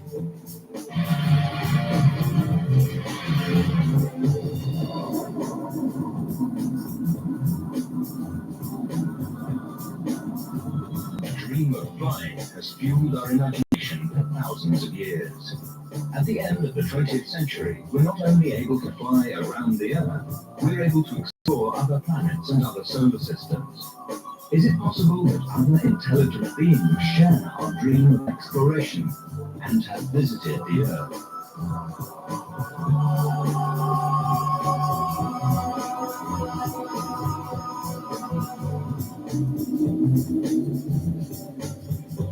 These illustrations were drawn from descriptions in a Hindu text of ancient India dated to the 4th century BC.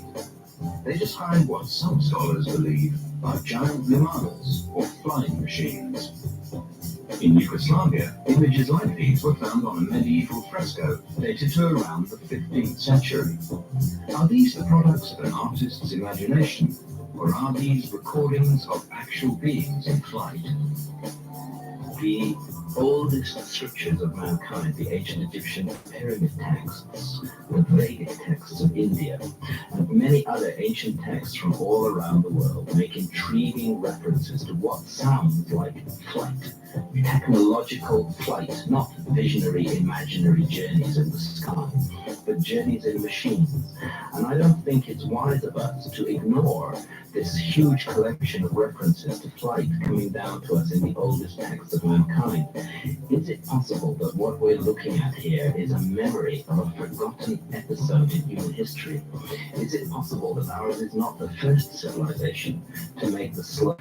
I believe there have been earlier civilizations, at least one great civilization that was destroyed in an enormous cataclysm, the cataclysm that brought the last ice age to an end. And it's highly possible that that civilization had reached a high level of technology. All these texts suggest that it had reached the technological ability to fly.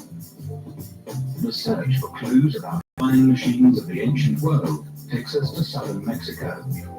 The ancient city of Palenque is one of the most magnificent of the Mayan culture, which flourished all across Central America for almost 600 years. This is the burial pyramid of Pakal, ruler of the Mayan world around 600 AD. Here, Eric von Daniken has found what he believes are signs that the Mayans may also have encountered visitors from the sky. Pakal's ornate sarcophagus is rendered in exquisite detail. The lid is a beautifully carved image of the dead king. Eric von Daniken believes this relief might show Pakal in some kind of spaceship.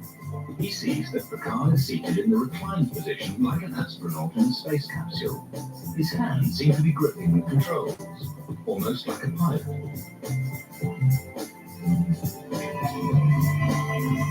His nose appears to be attached to a breathing apparatus.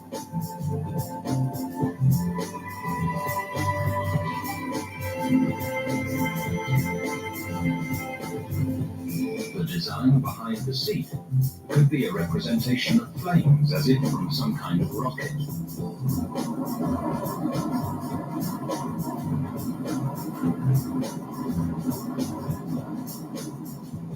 In the jungles of Tabasco, von Daniken points to what he believes is a clue that ancient astronauts had indeed visited this culture. During this journey, I showed clues for an extraterrestrial visit in the past.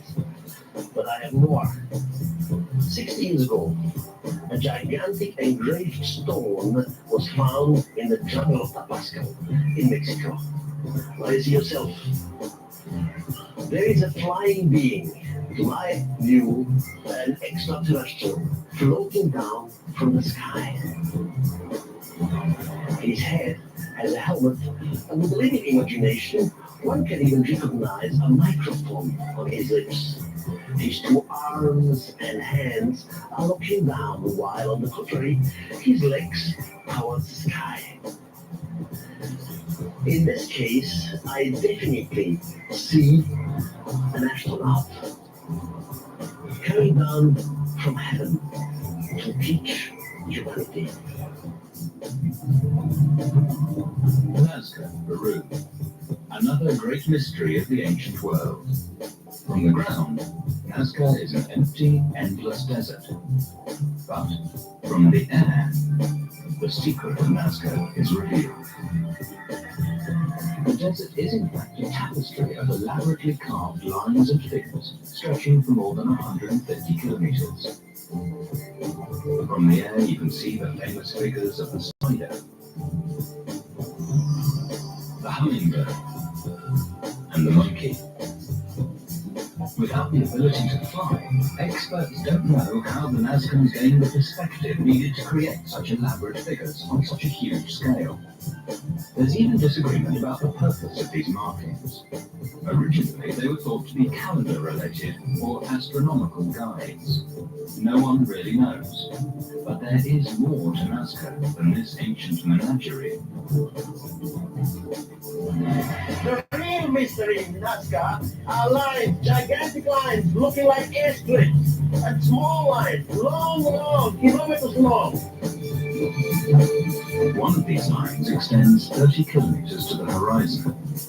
A giant mountaintop has been sheared off, leveled, and then scraped clean to create an impressive avenue. Von Daniken's question is, why? Did the ancient Nazcans need runways for some kind of flying machine?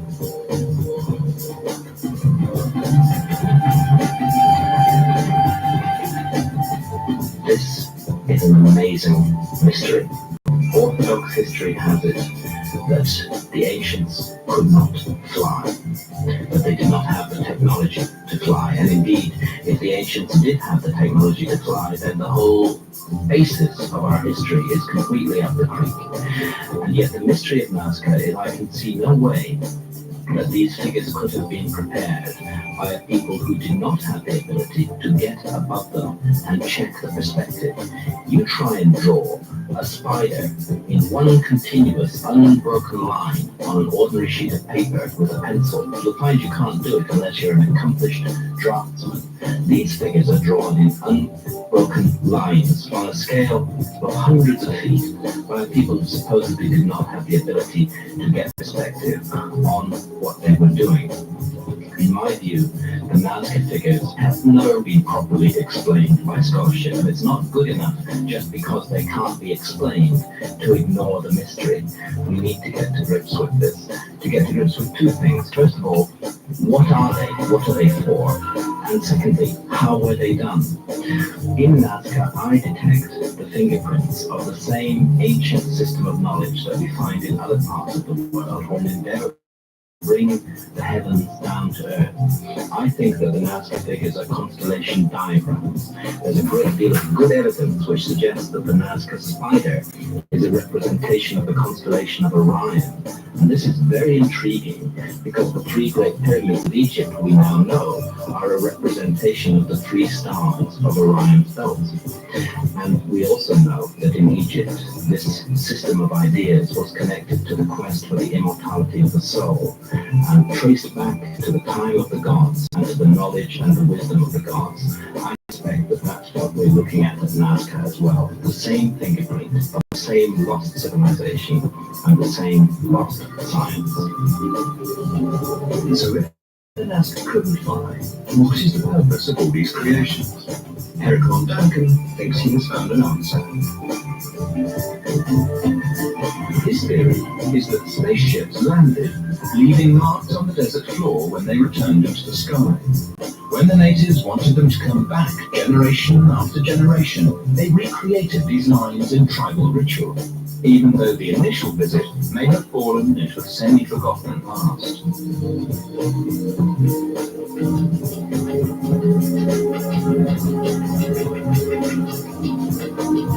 There is one more clue that the ancient Nazcans may have had a close encounter with extraterrestrials.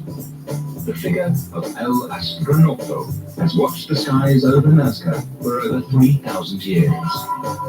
Could this strange-looking image be linked to a primitive but friendly society and their unearthly visitors?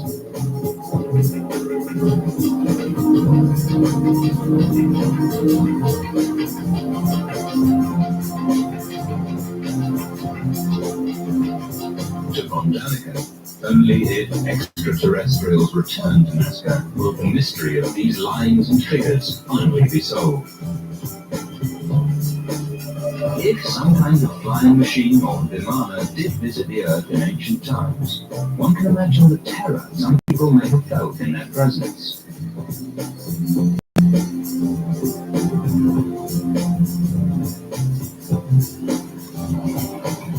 In Turkey, the eerie landscape is dotted with hundreds of small caves in the soft volcanic rock. But the real mystery of this region can't be seen above ground. Perhaps 2,500 years ago, elaborate cities were carved deep under the earth. Were these intricate maze-like settlements a primitive air raid shelter to protect the citizens from airborne enemies?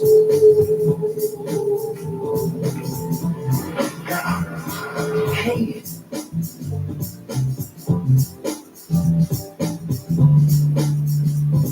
You've seen travels all over. One of these cities descends 40 meters underground, to as many as 18 stories. This is just one of nearly 200 subterranean cities in the region. Perhaps 30,000 people once lived in them. A tunnel, 12 kilometers long, linked two cities together.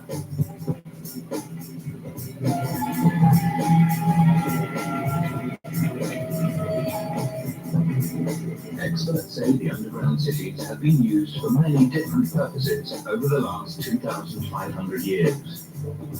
Eric von Däniken wonders why generation after generation sought refuge beneath the earth. If fleeing an invading army or religious persecution, frightened citizens could have hid in the mountains above ground. Why did people burrow a labyrinth of subterranean chambers underground? What was the true purpose of these cities? These people were hiding out, afraid of some enemy. But all this doesn't make sense. Any enemy could simply come in here while I was sitting in a trap. It must have been an airborne enemy. An enemy from the sky. From Stonehenge in England to hundreds of other sites throughout Europe, Asia, and the Americas, there are ancient structures made from giant stones, called megaliths. At least 7,000 years ago, our ancestors created thousands and thousands of stones, and they arranged them in lines, straight lines for miles and miles.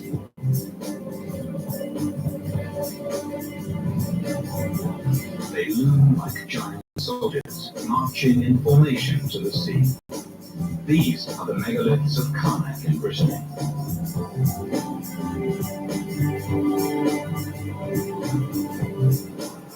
There is a great deal of controversy about the age of these menhirs in Brittany. Here, we finally had some proof.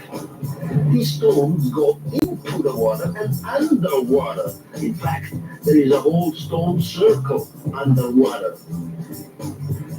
This finally proves that the stones were here before the water was here. And that was 8,000 to 10,000 years ago.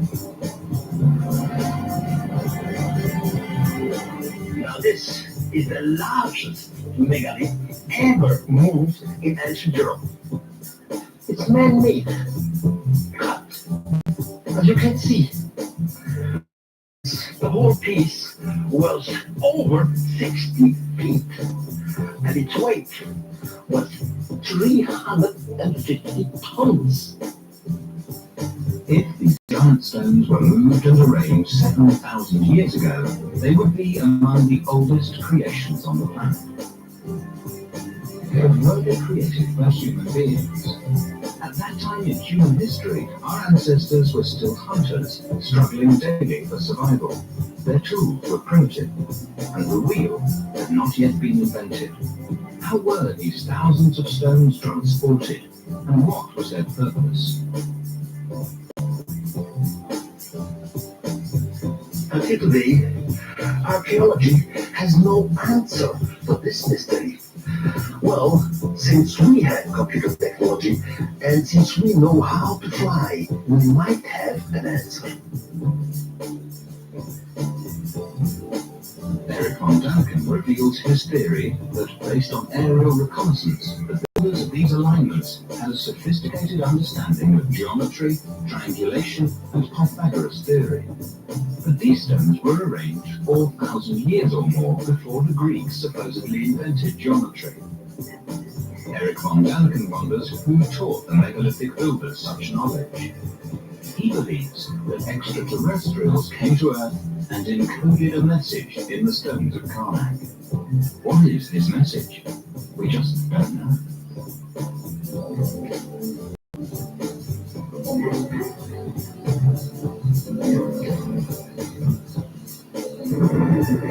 At the bottom of the world, in a land frozen in perpetual ice, von Daniken believes there's more startling evidence that beings from another world left their mark on the Earth.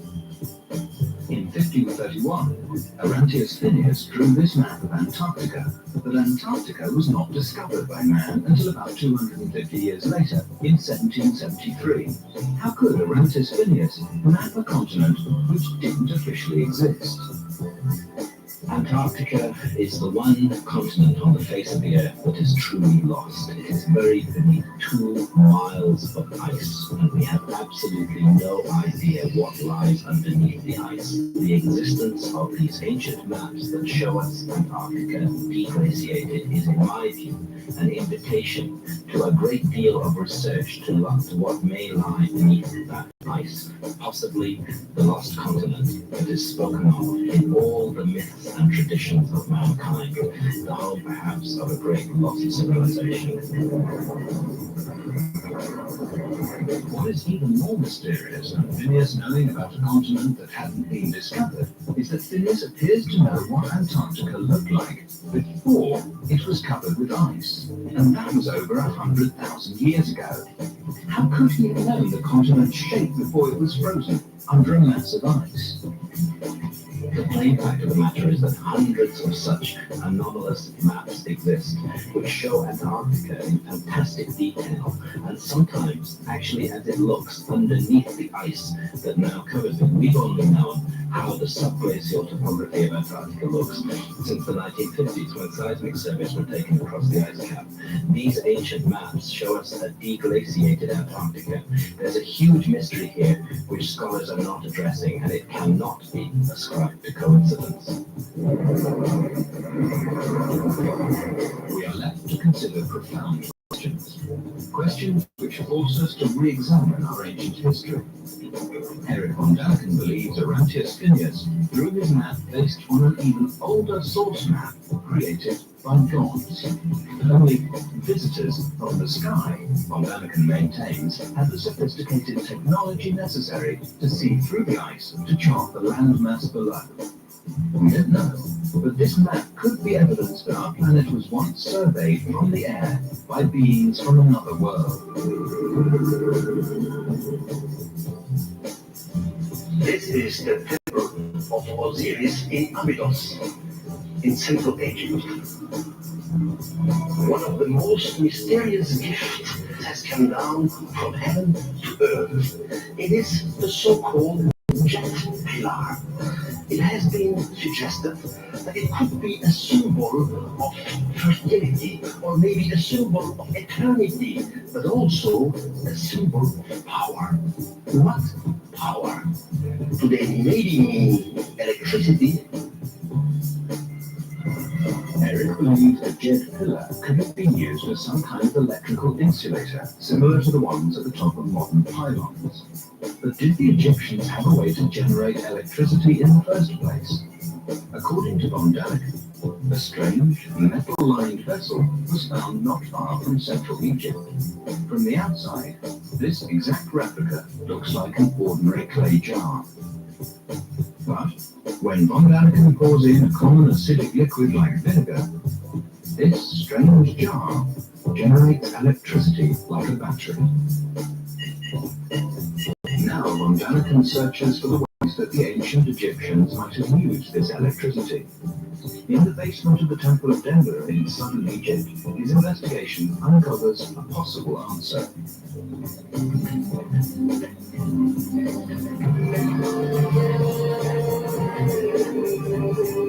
In this basement, there were different crypts, and in one of these crypts, we have fantastic reliefs on the wall. Von Daniken thinks something can be seen that may look like a cord which leads to a socket. Attached to the socket might be some kind of filament, and on the outside is a transparent bubble.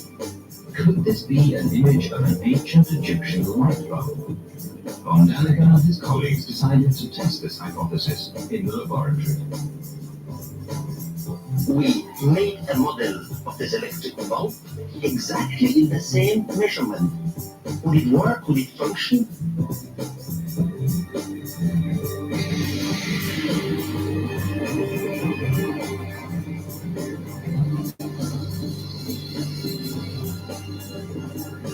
And it functions. It works.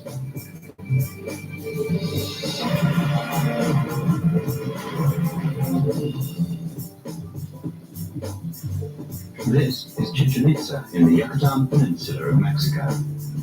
Dating back 1,000 years, Chichen Itza was an important civic center to the Mayan culture that flourished in the tropical lowlands of Mexico.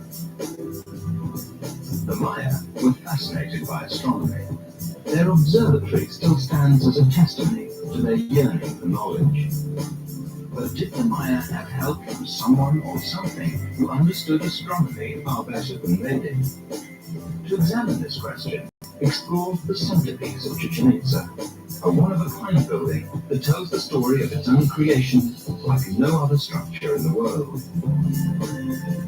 According to von Daniken, the legend goes that after the god Kukulkan descended to Earth, he taught the Maya astronomy and mathematics. The Mayan calendar incorporated the movements of the sun and moon, and is as accurate as our own calendar today. Again, how is it possible that the ancient Mayans possessed this knowledge at a time when Western man thought the Earth was flat? The Castillo is located in a particular way, with each of its four corners facing the cardinal directions.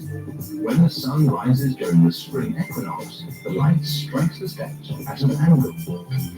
The spectacle this phenomenon creates draws thousands of people every year. On September the 21st, the autumn equinox, the shadow serpent rises again into the sky.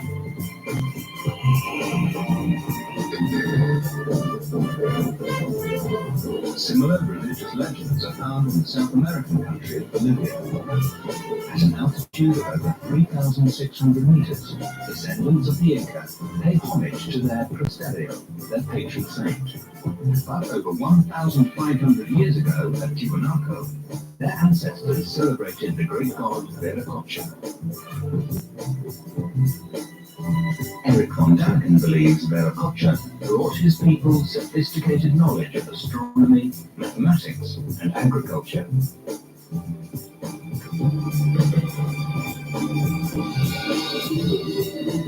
Tiwanaku is one of these mysterious sites that we find scattered all around the world that we really know absolutely nothing about at all, because there are no inscriptions that enable us to date the site or that speak of the construction of the site. And we have had no possible method of dating monuments that are made out of solid stone. Therefore, when we come to these sites, we must use other sciences to try and understand them. Now, the orthodox scientific historical view on the age of Tiwanaku was established by a scholar called Professor Max Ewell. I was astonished to discover that Professor Max Ewell had written his classic study of Tiwanaku, which dates the site to about 500 AD, and on which all subsequent scholarship has been based, without ever having visited the site at all. Another science needs to be brought to bear to understand this site, and perhaps the most important science of all is astronomy. Because so many of these ancient sites around the world are aligned to the heavens, connected to the motions of the stars and to the rising points of the sun. Another scholar, Professor Arthur Poznansky from La Paz University in Bolivia, spent 50 years studying the site, carefully measuring its alignments, and he concluded, on the basis of its astronomical alignments, and I concur, the work was done with great precision, he concluded that Tiwanaku is at least 12, if not 13,000 years old. But von Daniken believes the real answer may lie in the ruins of Pumapunku. I have reasons to believe that Pumapunku once was an Earth base of extraterrestrials. In Pumapunku, we have strange technology from another world. Stone building blocks are intricately cut with laser precision. They could have fit together like pieces of a puzzle. A sophisticated architectural achievement for primitive culture. But von Daniken suggests that there is more evidence that the builders of these two cities had some kind of help. One of the blocks has been etched with a perfect groove. Today, we would use a diamond-tipped saw to achieve this kind of accuracy, a technology only developed this century. Here lies yet another mystery few can explain. Whoever built Tiwanaku came up with a very ingenious method for holding together the huge stones which they used to build the site. They carved a groove in the edge, and into this groove they would pour a molten alloy, which later hardened into a staple. Von Daniken's idea is that extraterrestrials brought these sophisticated technologies down to the people of the region. The natives were awed by these strange visitors and worshipped them.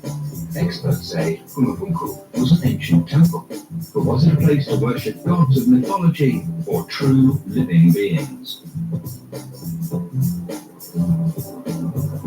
Today we make a construction like a church. We say this is a temple, and here a spiritual being, the God in spirit, lives in this temple. My idea is that Viracocha, but not only Viracocha, other so-called gods or other places in our world were extraterrestrial, and they were misunderstood as gods by our primitive ancestors.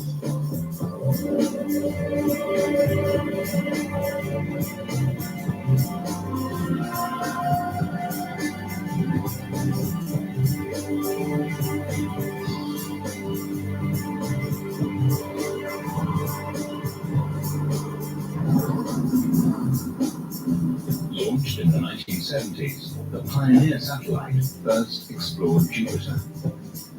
After the meeting with the largest planet in our solar system, Pioneer continued its journey into deep space. Fixed to the side of the tiny spacecraft was a gold disk. Etched on the disk are chemical symbols, a map of Earth's location in the solar system, and the figures of a man and a woman. The man has his hand raised in a friendly greeting to anyone or anything that might encounter Pioneer on its journey into the unknown.